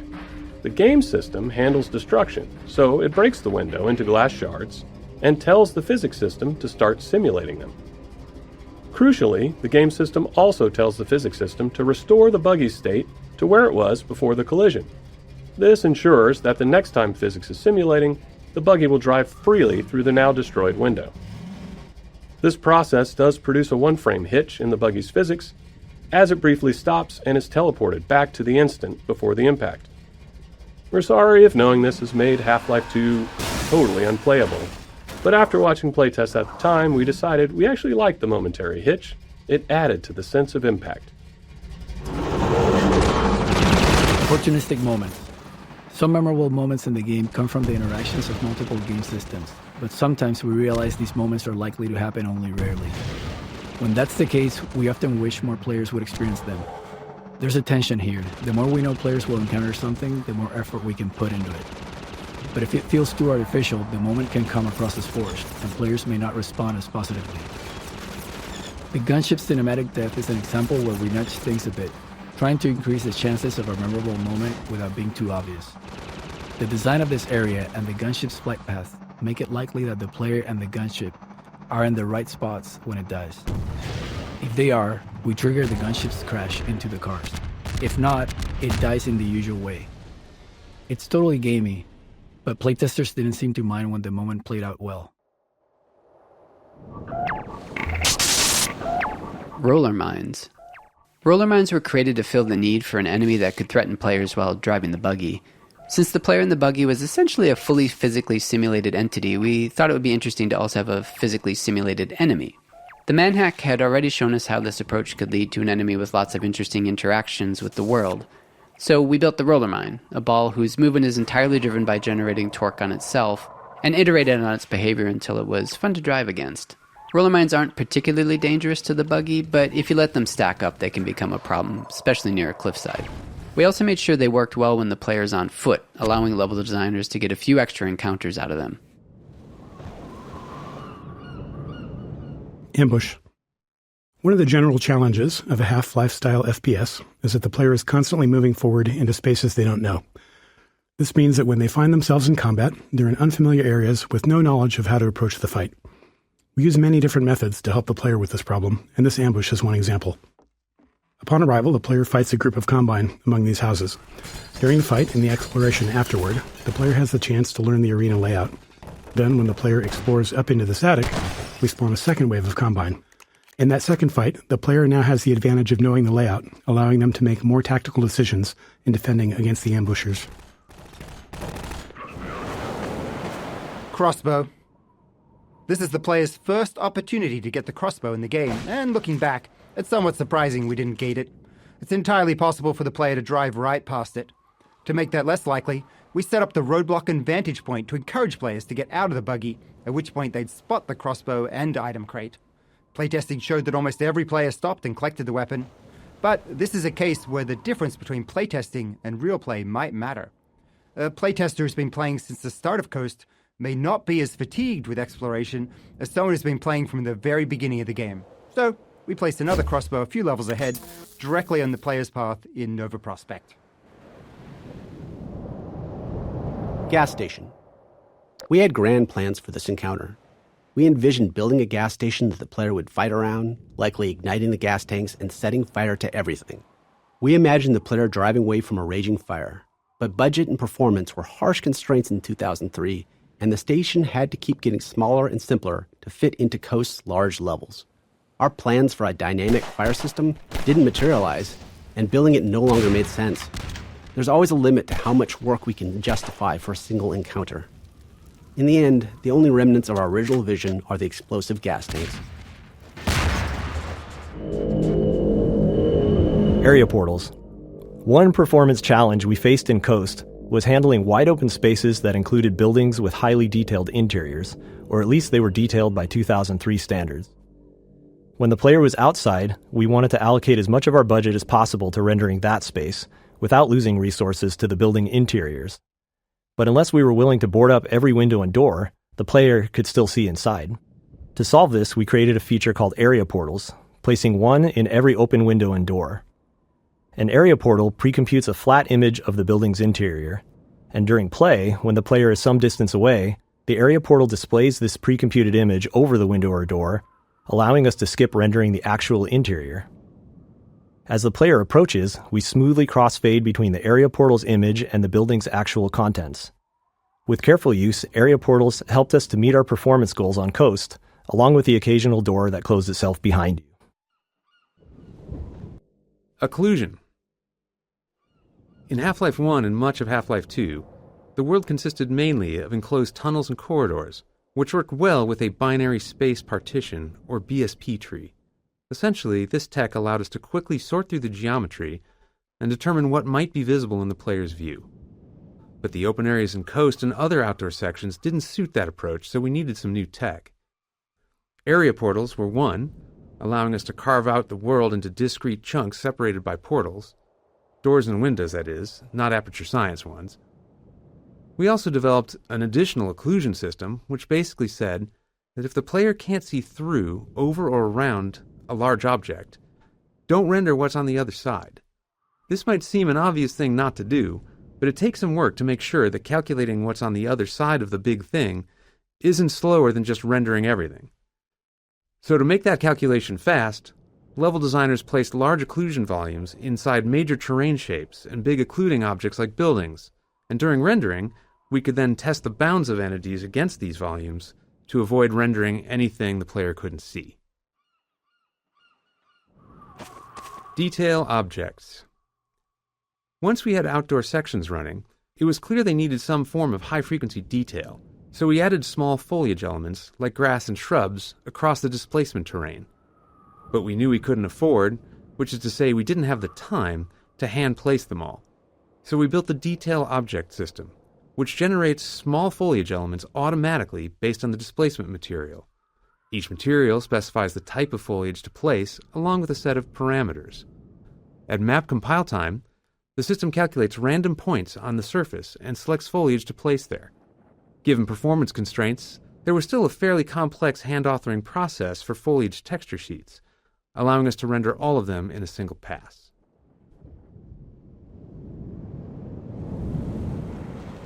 Terrain and performance. Our performance budget was often a significant constraint when it came to combat, and even more so for combat on terrain surfaces. When NPCs move, they perform many small spatial probes to determine if they can safely navigate their chosen path. To help visualize it, imagine they can't see and are constantly waving a stick in front of themselves to check if the way is clear. The performance cost of these probes increases with the complexity of the world geometry. Our terrain displacement system creates uneven surfaces using many polygons, far more than the perfectly flat floors found elsewhere. This meant that NPCs moving on coast terrain were more resource-intensive than in other areas, and that constraint dictated the scale of many encounters in this section of the game. The bridge. This bridge section was inspired by the Deception Pass Bridge, just up the road from Valve's office. We initially built this section as a pure navigation puzzle, gradually layering more gameplay into it. It also became the primary test case for our players' edge friction.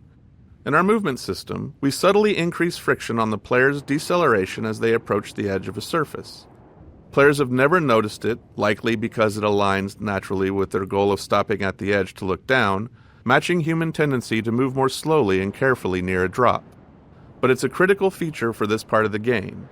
We know this because at one point during development, we accidentally broke it, and suddenly all of our playtesters started repeatedly falling to their deaths. Bridge playtesting. The bridge section was always a high point in playtests, with testers consistently having strong reactions to it. The tension they felt while slowly making their way over the girders was visible in their movements.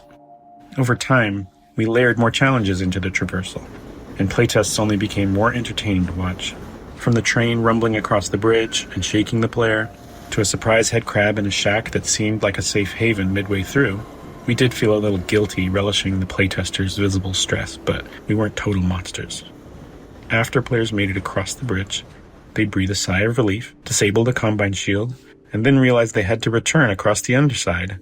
Concerned they might be bored on the second trip, we decided to add a gunship to keep them company out on the girders. Bridge gunship. We were particularly happy with the gunship fight, despite it being tricky to set up given the level geometry. Being on the underside of the bridge allowed the gunship to move fully around the player, using all 3 dimensions to position itself above and below at different moments. The girders provide plenty of high-frequency cover, creating opportunities for the gunship's fire to produce a fun and dynamic visual and audio display. 28 transitions later. After stringing together a few levels with dark tunnels as transition spaces, we realized we could subvert player expectations by building another one that appeared to be a transition, but instead contained something else. Like everyone else, we saw 28 Days Later in 2002, loved it, and immediately wanted to create an escalating zombie encounter in one of our dark tunnels. It came together quickly, and we were pleased with the result. Years later, we met Alex Garland, the writer of the film. He had played and enjoyed Half-Life 2, and we confessed that his movie inspired this section. Ramming zombies with the buggy. As human beings, we have expectations for our physical world, as mentioned a few times in this commentary. One of those expectations is, if you hit a zombie with your car, it should get absolutely booted into the air. But getting this effect in-game isn't as straightforward as it is in the real world. For performance reasons, enemies like the zombie use a simplified collision box during gameplay. This is a box that fits snugly around the zombie with no part of the model sticking out. But when the zombie dies, it's converted into a ragdoll with more accurate, per-limb collision boxes, though this is more expensive to simulate. This change in collision representation adds further complexity when you ram a zombie with the buggy, beyond just the frame hitch. When the buggy first collides with the zombie, it touches the zombie's simplified collision box. The game then kills the zombie, converting it into a ragdoll that the physics system begins to simulate.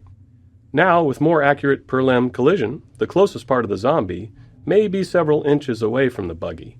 As a result, the next time the physics system simulates, the zombie starts falling from gravity because the buggy is no longer pushing it. While it's only a short moment before the buggy reaches the zombie again, this small discrepancy made ramming zombies unsatisfying. They often fell out of the player's view. To fix this, we saved the force the zombie's collision box received when hit by the buggy, and applied that same force to the ragdoll after conversion. We also added a slight upward force to the ragdoll, launching it a bit. With these tweaks, zombies reliably folded over the front of the buggy when hit, which better matched player expectations. Flashlight power. The decision to have both Sprint and the flashlight share the HEV suit power was a controversial one in Half-Life 2. Initially, only Sprint used suit power, which made sense as it was meant to be only a short burst of speed. The flashlight, on the other hand, could be used indefinitely. But playtesting revealed an issue. Players often left dark areas without realizing their flashlight was still on. In brightly lit open areas like Coast, our performance budget couldn't support the flashlight being on continuously, so we needed a way to turn it off without player involvement. Limiting its power seemed like a simple solution, with the benefit of adding some tension to dark areas too. The challenge then became, what resource should it use?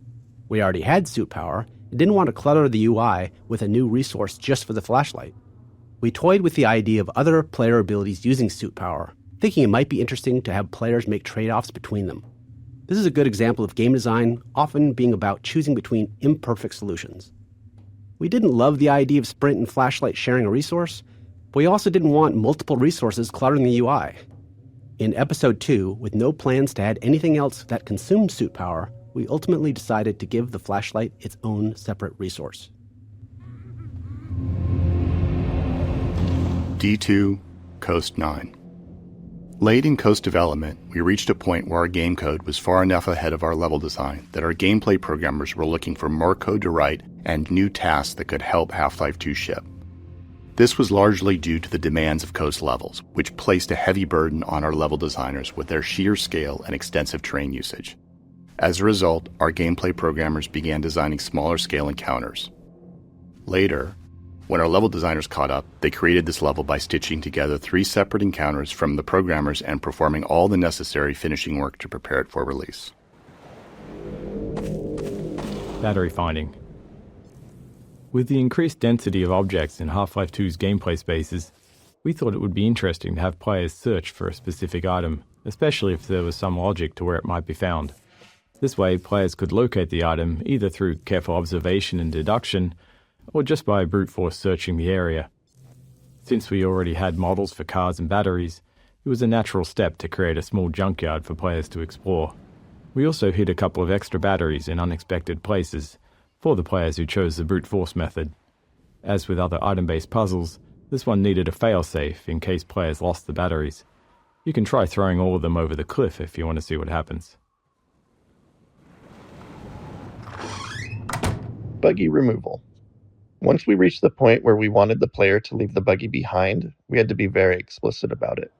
Throughout Coast, players had been leaving the buggy and then returning to it, so we found that playtesters would try to bring it along if it looked even remotely possible.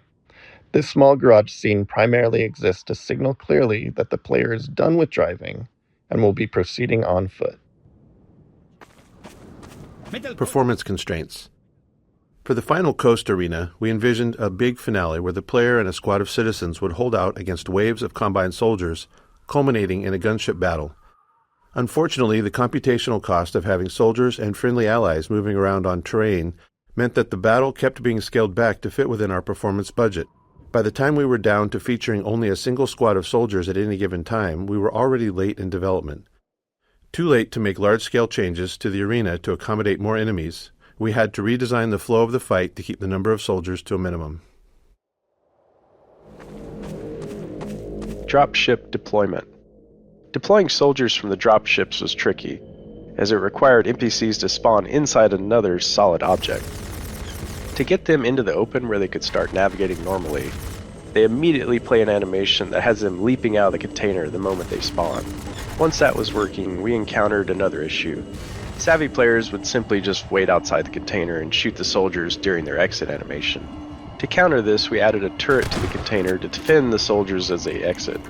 It doesn't fully prevent a player from taking advantage, especially if they're using an indirect weapon like a grenade or something, but that felt realistic and like a true-to-life countermeasure someone thinking strategically might take.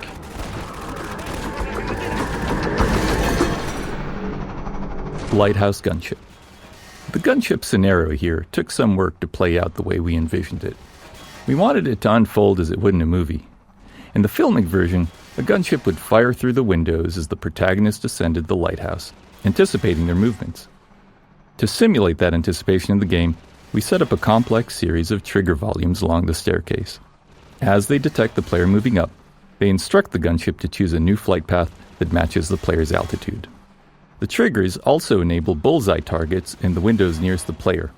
These are invisible game objects that the enemy AI will immediately perceive as hostile, and prompts the gunship to fire at the windows. This blend of AI and scripting is central to Half-Life's combat scenarios. The AI manages the general, adaptive behavior of the NPCs, while the scripting customizes each scenario's unique requirements. Buggy theft. As we built the end of Coast, we decided to have the Combine steal the player's buggy. It really doesn't make logical sense, but after watching so many playtests where players developed a strong attachment to their buggy, we wanted to play with that emotional connection. Once we implemented the theft, we had playtesters yelling at the Combine for stealing the ride, something we took as a sign of success. The soldier firing down from the cliff top is simply there to draw the player's eye up, triggering the look target and spawning the dropship with the buggy. Watching it now 20 years later, we're struck by how ridiculous it all is.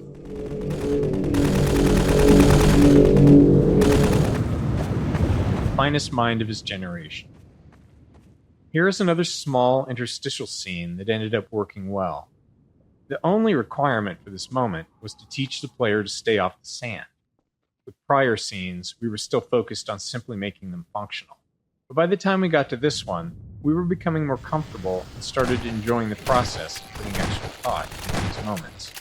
In doing so, we pushed the characters beyond being mere signposts, creating something more interesting and entertaining. After release, Laszlo went on to develop a larger-than-life following, reminding us how hard it is to predict what players will hold on to. Floor is lava. Building gameplay around broadly understood concepts like the floor is lava made training it easy. We liked how our physics system allowed for a high degree of creative freedom in how players chose to tackle it. Some built walkways out of many objects, while others focused on using just their two favorite sheets of metal.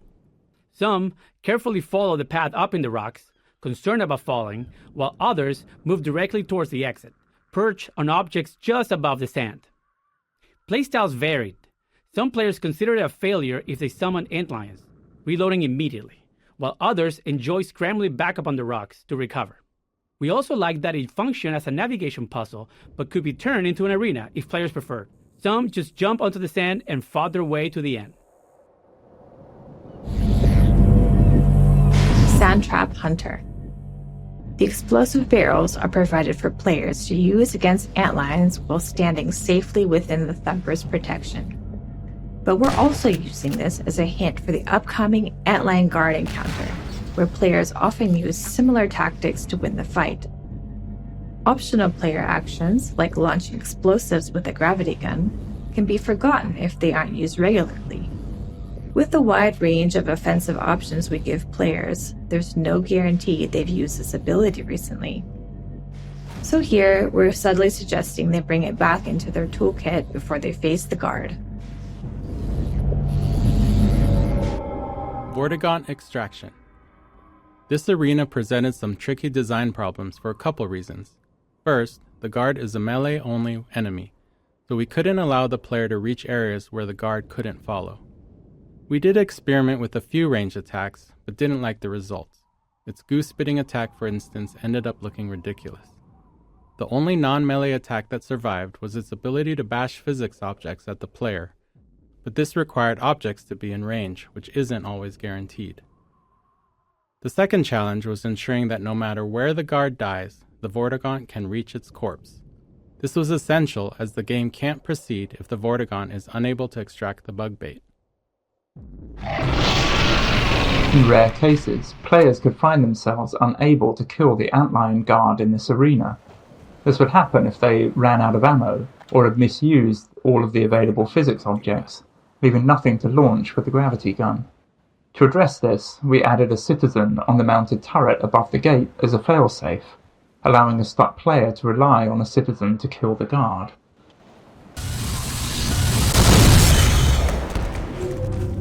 Bug bait training. This clumsy bug bait training is where we landed, having run out of time, but needing players to understand the tool for Nova Prospekt's design to work. Generally, we aim to add enough flavor and context to training so it doesn't feel like training.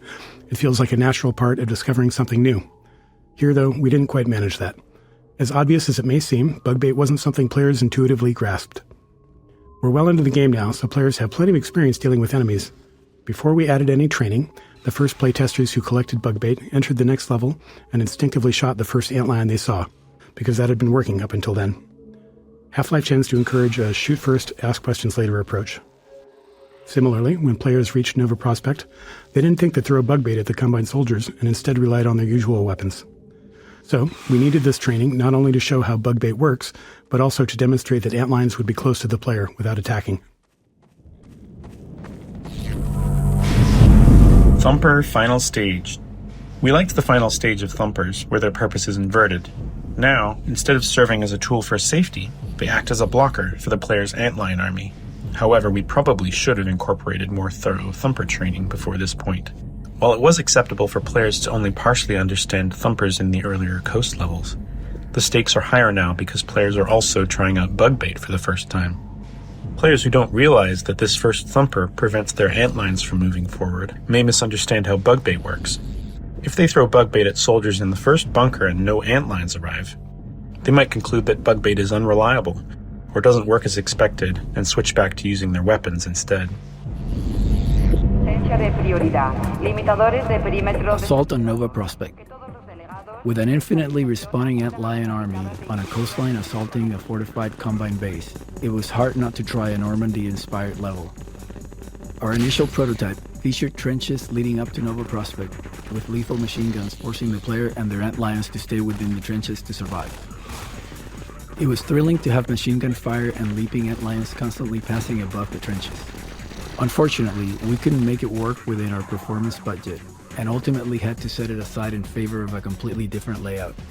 However, the mounted guns remained, as their lethality proved useful in encouraging players to rely on their antlions. Nova Prospekt Yard. The combat throughout the Nova Prospekt Yard was largely inspired by our early observations of antlions fighting Combine soldiers. The antlions' high mobility and melee attacks paired well with the soldiers' range lethality and vulnerability up close. Antlions look great under fire, with particle effects flying everywhere, and when they finally reach a soldier, the resulting ragdoll effect is incredibly satisfying. Magic Wall. Like many of our combat arenas, we needed a gate of some kind to prevent players from moving on before they finished this fight. Unfortunately, we were out of time and had to move on to the train station, so we ended up with this bit of magical bullshit. A wall that just explodes after the second gunship is defeated, revealing the way forward. We reassured ourselves that most players wouldn't notice, as they'd be busy fighting the gunships, and our playtesting had shown that generally they all finished the fight before they reached this point. With enough explosions throughout the arena, the destroyed, burning wall felt pretty natural, so we threw in a couple of simple gas puzzles on the other side to justify it. But no, we're not exactly proud of it. The player has just completed 2 combat-heavy levels, so we wanted to slow things down once they got inside. These early levels were designed as a pacing change, allowing players to explore the layout of Nova Prospekt's interiors. Along the way, we began to introduce the turret gameplay, first as an enemy to the player, and later as a tool they could use. Much of this level was built by reusing prototypes and art spaces created earlier in the project, when we were focused on shaping the look of Nova Prospekt.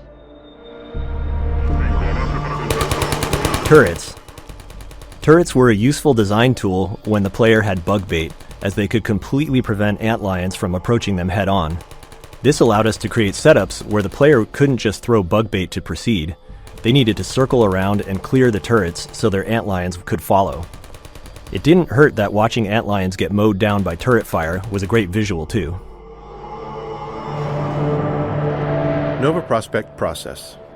Like Ravenholm, Nova Prospekt was initially designed with significantly different gameplay than what ultimately shipped. The first version focused on player versus combine soldier combat, with no involvement of antlions. Unlike other areas of the game where gameplay and art evolved together, Nova Prospekt received a large art push early on. This produced a set of reusable, polished sections of level geometry with art already applied. Assembling Nova Prospekt from these pieces worked well, as the prison's layout was naturally repetitive. And then later, when we returned with antlions and bug bait, we had to repurpose the geometry to fit the new gameplay. Allied antlions. Having an endlessly respawning antlion army attacking turrets and soldiers meant we had to spend time figuring out the player's role in Nova Prospekt's combat. The player had already faced plenty of combine soldiers, so we decided to make combat here feel more like a puzzle and a spectacle instead of a combat challenge. With that in mind, we created setups that remained in a steady state until the player intervened. By directly killing enemies, the player could tip the balance in favor of the antlions, but we wanted to make bug bait usage especially rewarding. In many scenarios, when the player threw bug bait onto enemies, we activated additional antlion spawners, unleashing a rapid rush of new antlions into the fight. The resulting carnage was the reward that made bug bait satisfying to use.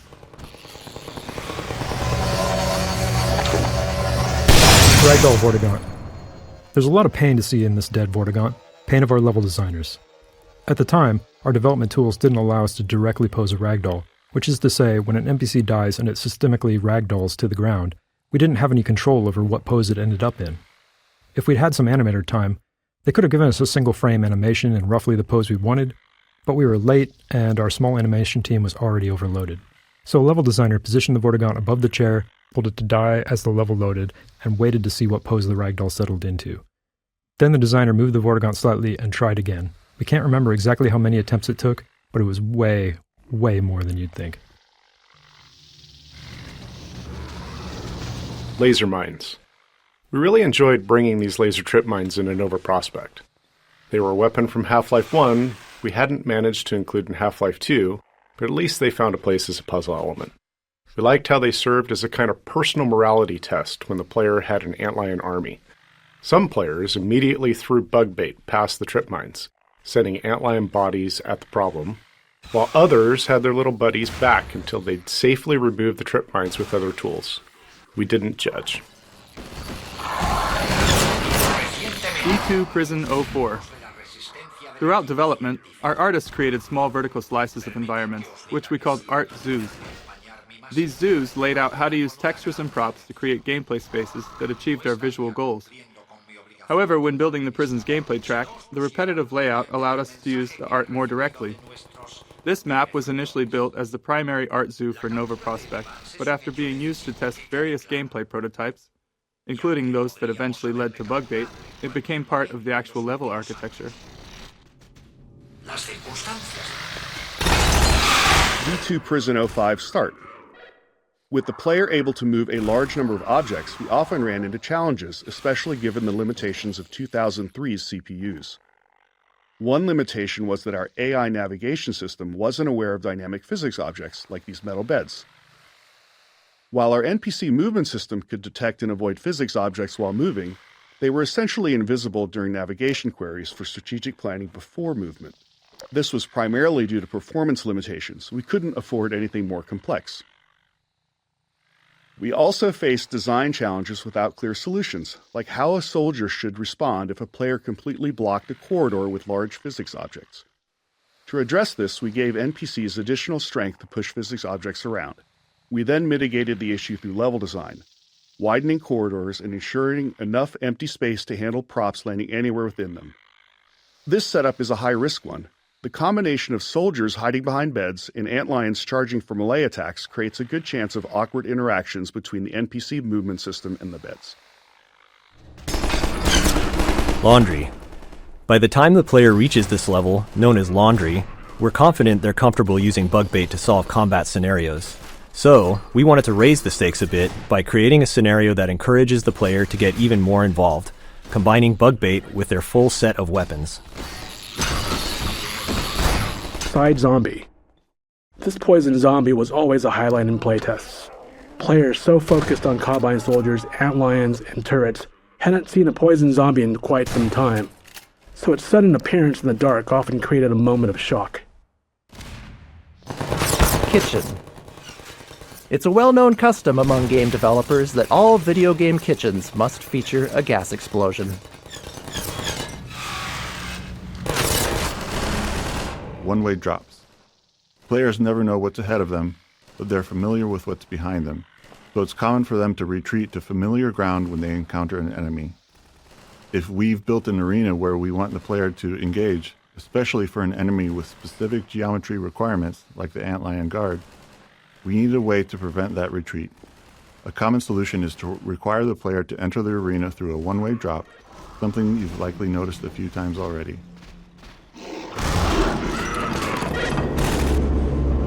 Alex's toolkit. Alex's multi-tool is incredibly useful for letting us use her as a key. Often we needed to keep the player from moving forward until we were ready, and her multi-tool allowed her to deliver dialogue while unlocking the way ahead. We probably relied on it a bit too much, but it was hard to resist. There was always a trade-off. Using Alex to gate a room instead of creating a custom solution saved time that we could spend on other parts of the game, often more critical ones. Alex as companion. This section became an unintentional prototype for what Episode 1 would eventually feature, Alex as a companion, moving smoothly along a path that blends dynamic combat with scripted choreography. We didn't yet have a clear model for how she would fit alongside the player in these scenarios, but even this brief section taught us a lot, despite not having enough time to iterate on it. Prepárate. Eli in pod choreography. We wrote and recorded dialogue for the scene while still building out Nova Prospekt. At that stage, we knew Alex and Gordon would teleport out of the prison, but none of the specifics had been worked out, so the dialogue needed to be broad enough to fit whatever we ultimately built. This led us to focus less on the player's actions and more on Alex's vulnerability and her connection to her father. We hoped the emotion would carry the scene more than the narrative itself. Ultimately, we're aiming for the player to care about these characters and want to prioritize what's important to Alex. Hablé con Kleiner. Su portal está ya casi listo. Vent. You probably know this, but if there's a vent, there has to be a head crab in it. We don't make these rules. They, like the vents themselves, come straight from the top. Look targets. One of the key tools in our design toolkit is the look target, an invisible point in space that activates when the player looks at it. Designers can specify how accurately the player has to look at it, the duration of the look, and other conditions. Once activated, the look target triggers various events in the game. For example, Alex might wait for the player to look at her before delivering a line of dialogue. A spectacle might begin only when it's in view, or a combine dropship might fly over when the player is looking in its general direction. Once we implemented look targets, designers found endless ways to use them to make gameplay feel more reliable for players, especially since some move at very different speeds or in difficult to predict ways. Grenade puzzle. This small puzzle often caused players to get stuck during playtests because the unlimited grenade box was placed a bit behind them on their path. By this point in the game, players have fully learned to associate unlimited ammo boxes with puzzle solutions. So if a grenade box were here, they'd immediately know they needed a grenade to solve it. We wanted them to have to think a little first. Eventually, we added a subtle hint by making grenades visible on the desk through a window, just to remind players they're available. They also helped uncover a bug in a playtest when a player approached to look more closely and ended up collecting the grenade through the glass. Mossman's betrayal. Our original plan for Judith Mossman's arc was for her to betray the player around this point. But by the time we reached the scene, having developed other parts of the game, we felt she was more likely just trying to protect Eli. We envisioned her reconsidering, realizing she couldn't actually betray Gordon. We had ideas to clarify this shift later, but ultimately we never finished her arc. We liked the ambiguity in Mossman, but players didn't seem to. They almost universally hated her. That might be a success, though. We worked hard to build the player's affinity for Alex, and Alex wasn't exactly a fan of Judith either. Conocí al Dr. Vance. Turret training exit. This pile of trash, along with the cluttered descent down the stairs, is designed to discourage players from bringing a turret with them. While it wouldn't break anything if they did, we wanted to make it less likely. Making it inconvenient to keep the turret isn't an ideal design strategy, but it was better than nothing. Many playtesters eventually gave up and tossed the turret aside once they felt the game was trying to tell them something. Final turret arena. When building the arc of a gameplay element, like allied turret usage, we often build a prototype that represents the arc's endpoint first. We iterate on that prototype until the playtests show that it works. Then we work backward, adding preceding scenarios to introduce the element and build player skill. This approach ensures the final arc is engaging before we invest substantial time. It also means that, by the time we create training scenarios, we've observed enough playtests to know which skills need guidance and which players will grasp naturally. The final turret scenario was our goal, emphasizing the player's defense against enemies from multiple directions, requiring dynamic turret placement and recovery. Allied turrets balancing. Balancing this fight around the allied turrets was challenging. The turrets are the novel element here, so if players ignore them, the gameplay feels redundant, because so much of it is similar to what's come before. We wanted to require turret usage and reward strategic placement, but it was highly binary. Perfect placement made a fight easy, while poor placement made it very difficult. Tuning and custom soldier AI logic helped. Soldiers became better at toppling turrets by throwing grenades or flanking to knock them down. These changes made the fight less about a perfect setup and more about actively maintaining turrets, as any setup will be disrupted at some point. Playtests vary widely, with some players finding it too hard and others calling it their favorite fight. Running out of time, we ultimately made it a bit easier and shipped it, though we were unsatisfied with the final balance. Players. This section is a nice counterpoint to the previous turret segment in terms of production and cost and iteration. Built very late, it came together quickly as the AI for Alex and the Carbine Soldier was already mature. We liked the darkness and flares and filed it away as something to explore further. Later, we revisited it when planning the dark sections in Episode 1. Ahí está. Yo hablaré con ella, Gordon. Meeting Mossman. Reuniting the player and Alex with Mossman after the betrayal scene was tricky, as many players felt they should shoot Mossman on sight. We couldn't allow this, as we didn't have time to develop alternate story branches. However, we also didn't want to highlight that we were preventing this choice, so we aimed to reduce the likelihood of players trying it. The bulletproof glass here buys time for dialogue between Alex and Mossman, during which it becomes clear that Alex doesn't think shooting Mossman is the right thing to do. Parece que nos está esperando. Mossman and Eli. This choreo scene required significant iteration. We wanted to deliver a plot twist in the middle of the scene while keeping player control unrestricted. It required a delicate balance to make that twist clear, yet still make sure that it was uninterruptible. If players followed Alex to the console, they needed to understand what was happening when they turned around. If they stayed back and watched Mossman, they needed to understand what was happening without feeling it was something that they should try to prevent. It required extensive tuning and playtesting to get the timing right, but ultimately, we employed a combination of distraction, delivering the crucial moment quickly, and then finally delivering an explanation after the event. Estamos en Nova Prospekt y es la primera vez que usamos Dog combat. Dog is a really fun character, and we were always looking for ways to include him in combat alongside the player. However, getting the right scale of combat for him, meaning the appropriate environment, new enemy AI, and potentially even new enemies, quickly fell beyond the project's scope. To create a combat scenario that did justice to Dog and could stand up against the rest of the game, it almost felt like we'd be building a new game inside of the game. We knew he couldn't just run over to a soldier and throw a punch. He'd feel less impressive, without any sense of awe. He needed bigger threats to match his scale, along with interesting ways to interact with him. In the end, we chose to create a large choreographed scene, delivering on the cinematic goals for Dog in combat without incorporating extensive gameplay design. Citizen squads. Our early tests of Combine versus Citizen street fights revealed an issue. Without boundaries, combat AI could drift significantly away from the player. Soldiers might retreat to reload and take cover, and Citizen AI would give chase. We needed a way to align the citizens' actions more closely with the player's goals, keeping them aware of where the player was heading and which enemies the player wanted to engage. This led to the creation of a citizen player squad.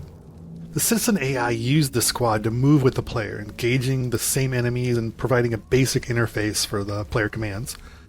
We initially had a more complex command system, but it quickly became unwieldy, so we scaled it back.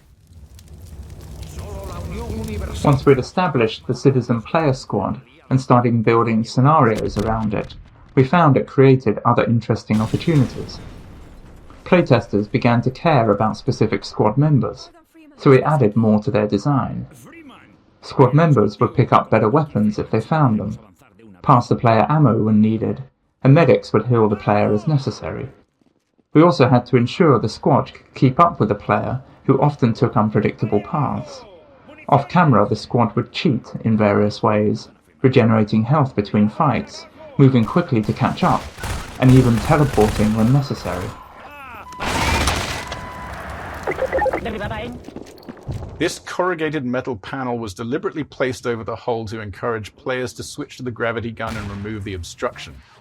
It's a bit of manipulation on our part because we found that training players on hopper mines worked much better if they immediately tried using the gravity gun on them, and the metal panel significantly increased the chance they'd have it ready. We placed multiple mines in the hull so players would have several opportunities to interact with them, increasing the chances they'd discover alternative ways of disposing of them. Furthermore, this is the first time we're doing training while the player has a whole squad of citizens with them, so we took advantage of that opportunity to include some dialogue lines concerning the hopper mines as well. AI behaviors. One piece of AI technology we developed for Half-Life 2 was the behavior system. Behaviors were chunks of AI gameplay code that guided NPCs in specific situations. For example, we had a lead behavior that enabled an NPC to guide the player, and a follow behavior allowing an NPC to follow the player or another NPC. Behaviors worked alongside the NPC's base actions, so a medic squad mate using the follow behavior to keep up with the player would still know how to fire at enemies or dodge grenades or offer a medkit. Assault behavior. The most complex behavior we built for Half-Life 2 was the assault behavior, which is used throughout this section of the game. It allowed level designers to set up combat scenarios with combined soldiers and citizens, establishing battle lines between them and controlling how those battles played out based on the player's actions. NPCs involved in an assault would try to find smart firing positions and use cover based on the battle line's location. As the player advanced down the street, they might push the battle line forward, causing allied citizens to advance while enemy soldiers fell back. Alternatively, a player might need to knock over some combine turrets or take out a soldier behind a barricade to move the battle line forward. Cities. One of the trickier challenges in this section was figuring out how to give the player the sense of being in a sprawling city, when our performance budgets wouldn't allow us to render anything like one. This led us to focusing on tightly packed tenements, underground garages, subway tunnels, culverts, and the like. All places that are in cities, but generally prevent being able to see the horizon. We then supplemented that style of level design with vista locations, where the whole space is dedicated to providing an expansive view to the player. In those, we could devote our entire performance budget to the view, and not have to save any of it for enemy AI or combat. We used a lot of small tricks and built various features to give players the impression of a city at war, with much of the work aimed at providing glimpses of skirmishes or the sounds of distant fighting. Look targets help make something happen every time a player looked through a window, while tools like tracer markers allow designers to create fake tracer fire between 2 points. Paired with audio tools, this made it seem like 2 groups of enemies were exchanging fire without the need to run any AI. We also developed small storylines for groups of citizens the player would glimpse multiple times while progressing through a level. All these moments were fine-tuned through playtests to ensure as many players as possible would experience them. Triangle Plaza. This plaza battle was a complex setup using the assault behavior with 2 converging battle lines, 1 for each force field. As the soldiers enter from behind the fields, their battle lines prevent them from individually rushing into the plaza. As the fight escalates and the soldiers build up, the battle lines start to move towards the center of the plaza, which will cause the soldiers to overwhelm the player if they're not repelled.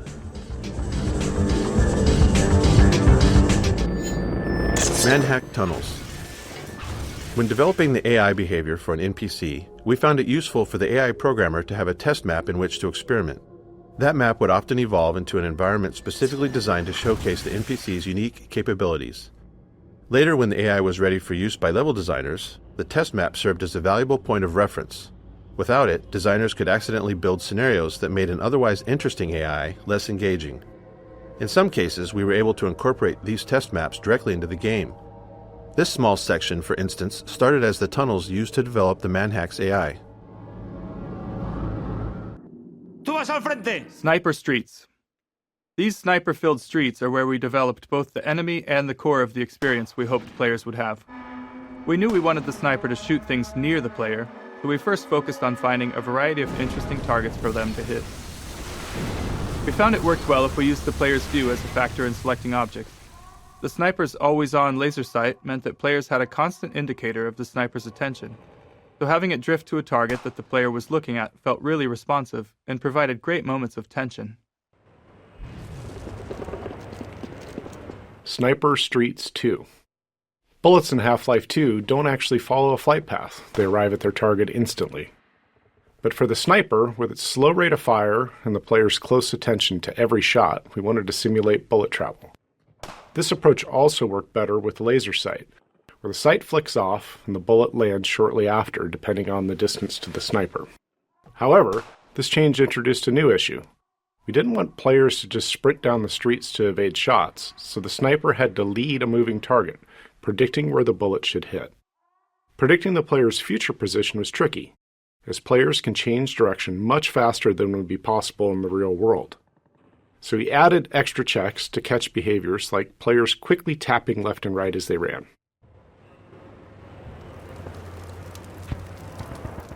Sniper Streets 3. One feature we tried in these streets was suppression fire. Many players hunkered down at the end of the street, would fire a burst at the sniper's window to see if it had any effect. So we experimented with making the laser sight flicker off briefly, giving players a moment to relocate. But after a number of playtests, we encountered 2 issues. First, it disrupted the tense move-and-hide gameplay we aimed to create with a sniper. Sprinting while firing wasn't much different from other actions we asked of the players in City 17. The second, more subtle issue was that players who discovered suppression fire first assumed it was required and would burn through ammo fast. If they ran out halfway through, they'd often give up, thinking they'd failed. If they made it, they'd frequently be left with no ammo. On the other hand, players who completed the scenario by stealth used almost no ammo at all. This resource gap between approaches made it near impossible to balance ammo for the sections that followed, so it didn't make it into the final game. Bank roof mortar. By the time we'd built the level track up to this point, it was obvious that it'd be fun for the player to get to use the mortar. I suppose that's the type of thing that should have occurred to us earlier. Do you think anyone will want to launch the explosives into the sky and have them drop down onto the bad guys? Yeah, I think so too. Anyway, players have spent all this time on the receiving end of it, so it would have been a nice reward to get to serve the Combine some of their own medicine. But as soon as we started to think about it, we realized how much work there'd be. Which, to be fair, is a thought you have every single day when you set out to make a video game. The mortar would need animations and effects now that the player is next to it, and there'd be a fair bit of work to implement a nice escalation of enemies down in the plaza to use it on. But even more fundamentally, we had no interface for a weapon this unique. How would players aim and fire it? It's hard to feel good about spending lots of time on a single moment in the game, so we decided our efforts were better spent elsewhere and moved on. Sorry. Perhaps we'll solve the design conundrum of the mortar in a future installment of the Half-Life series. Strider. This area in front of the bank was where we figured out the Strider. When we first saw the concept art for it, we knew we wanted to get it into the game, but there were a ton of questions about how it would practically work. We'd never moved something that size through our game world, and at that scale, it needed to be dangerous, but how would players actually fight it? As with all of our enemies, there was always a question of how we'd get gameplay out of it. What kind of tools would level designers need to build scenarios with it? These were the kinds of questions we set out to answer in our experiments in this map.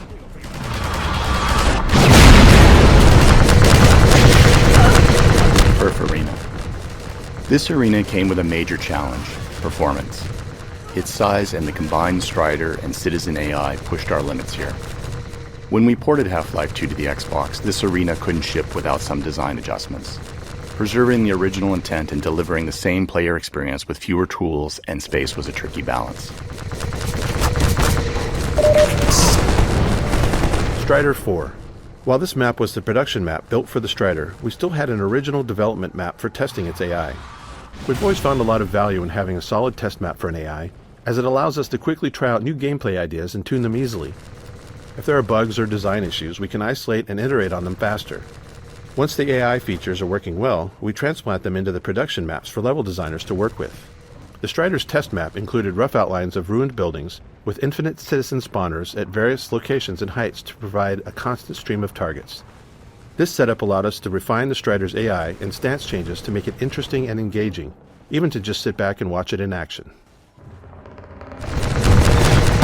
Space reuse.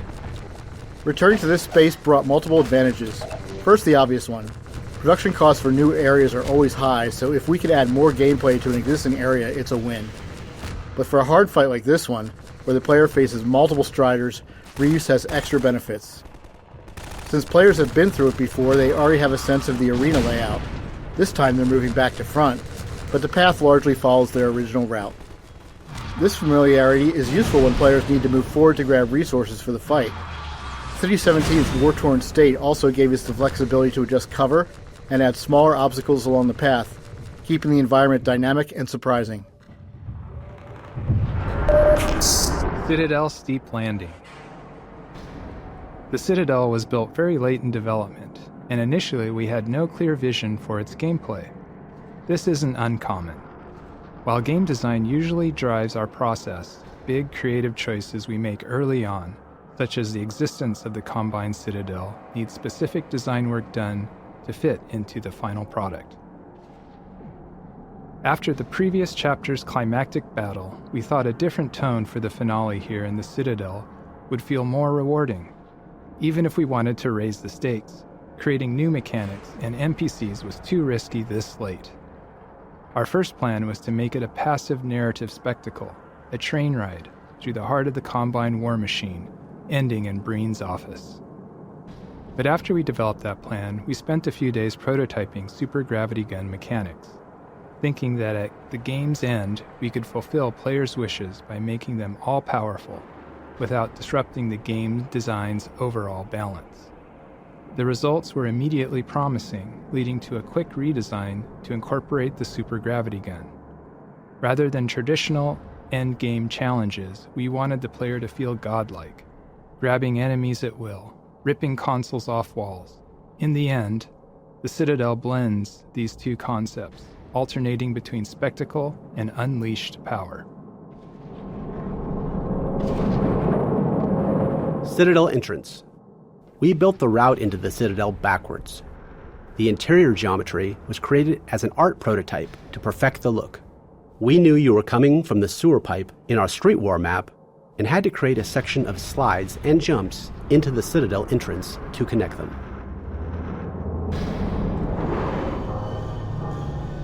Lightmap Pass. The Citadel interior is relatively simple geometrically, but the combined metal material and the dramatic lighting help sell the immensity of the structure. Lightmap resolution was increased on important, interesting surfaces and reduced on ones that were fully shadowed or distant. Also, due to the large size of the Citadel spaces, unnecessarily large lightmap surfaces had a significant performance cost. Near the end of the development, there was a large pass done throughout the Citadel levels to optimize these values for visual interest and performance. This was made easier by a new feature added to the Hammer level editor that would display surfaces with their luxel density.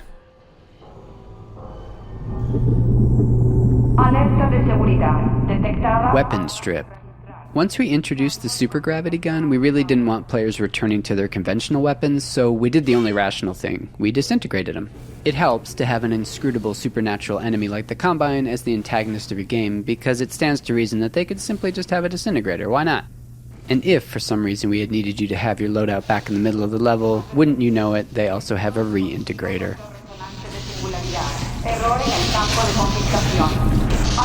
Por fin. Supergravity origins. By this point in development, we were confident in the design of the gravity gun. We wanted to give the player a taste of feeling omnipotent and set to work on making a supercharged version. It didn't take long, truly maybe a day of prototyping, before we had something that we liked and it became the core of the gameplay of the Citadel. With our physics engine complete, we were free to find new and exciting ways to push it past its previous limits and yield whatever fun results came of it. Our prototype object, an ultra-heavy watermelon that weighed hundreds of pounds in our physics sim, ultimately became the Combine balls you experience in the game. Dissolved weapons. All the Combine's weapons were set to dissolve after the Combine soldier was ragdolled with a gravity gun for two reasons. One, so players wouldn't pick them up and use them, but also to improve the performance in these maps. Additionally, a ragdoll manager was added that would remove the fallen soldier ragdoll corpses as the player progresses forward. Combine ball and balls training. In playtests, players were not noticing that the Combine spheres dissolved the soldiers and why they were disappearing. We initially tried to solve this by making the spheres prefer to bounce towards enemies to increase the likelihood of dissolving kills. We eventually realized that the reason players didn't notice the effect was because it always happened during intense combat, and people have a very limited ability to learn new things when under stress. As a late-effort remedy, we inserted a low-pressure training room with a force field that can only be opened by grabbing the Combine ball. This setup was added specifically to train how Combine balls work to deactivate force fields, and that punting it at the soldier would dissolve them.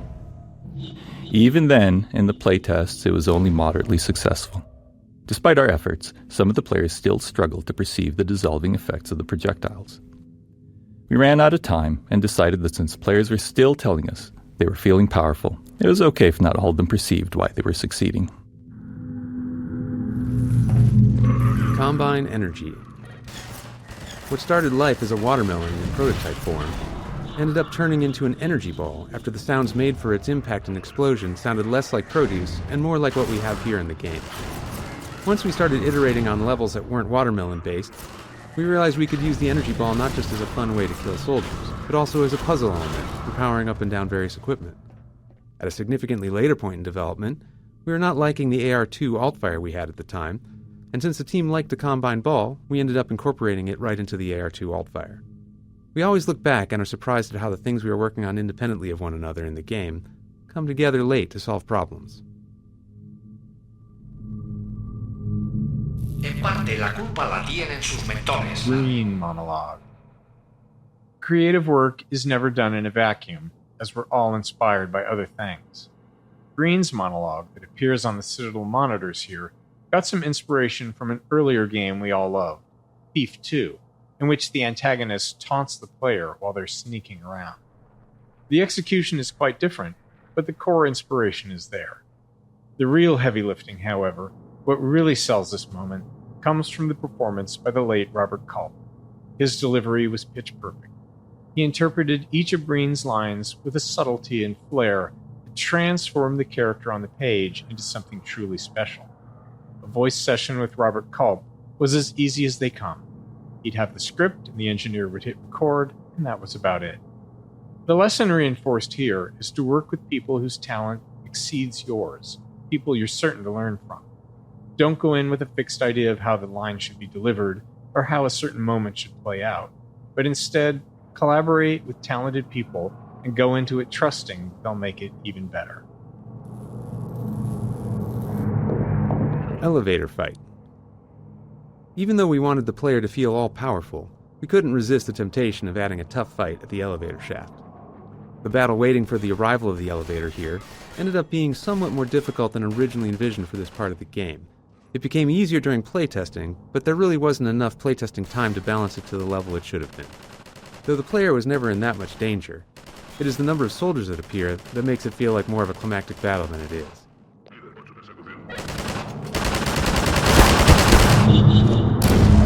Replacing the prefabs.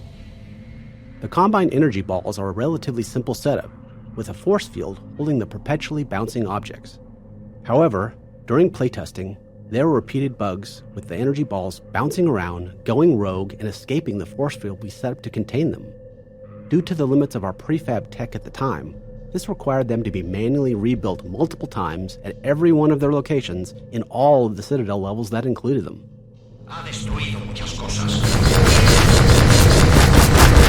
Strider fight.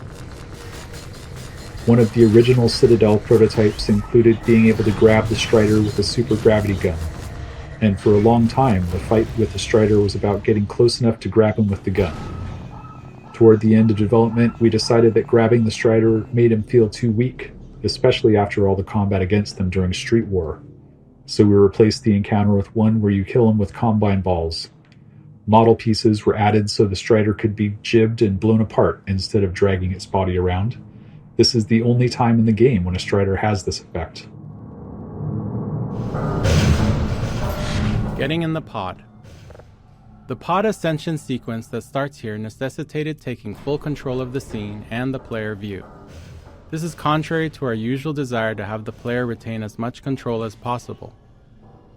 For this final step, we felt the trade-off was worth it. The player is so powerful at this point that controlling them was difficult, so we had to disable them. We do still have all the characters in the scene talking to the player, keeping them the center of attention. We also were able to provide some narration through their environment along the way. The train ride through the Citadel starting here contains several adversaries that we had art content for but were cut from the main part of the game. From the safety of your cozy pod, you can see the processing of stalkers and a quick glimpse of the crab synth.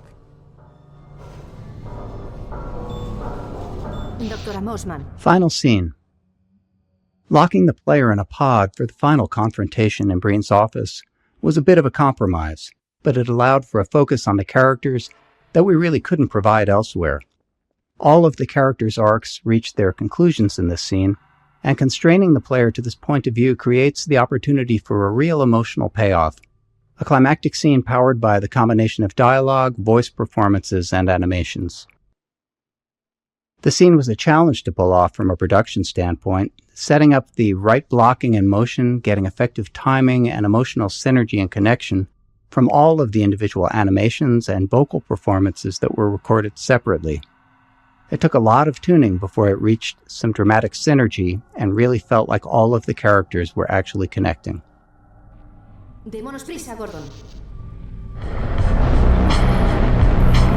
endgame scramble.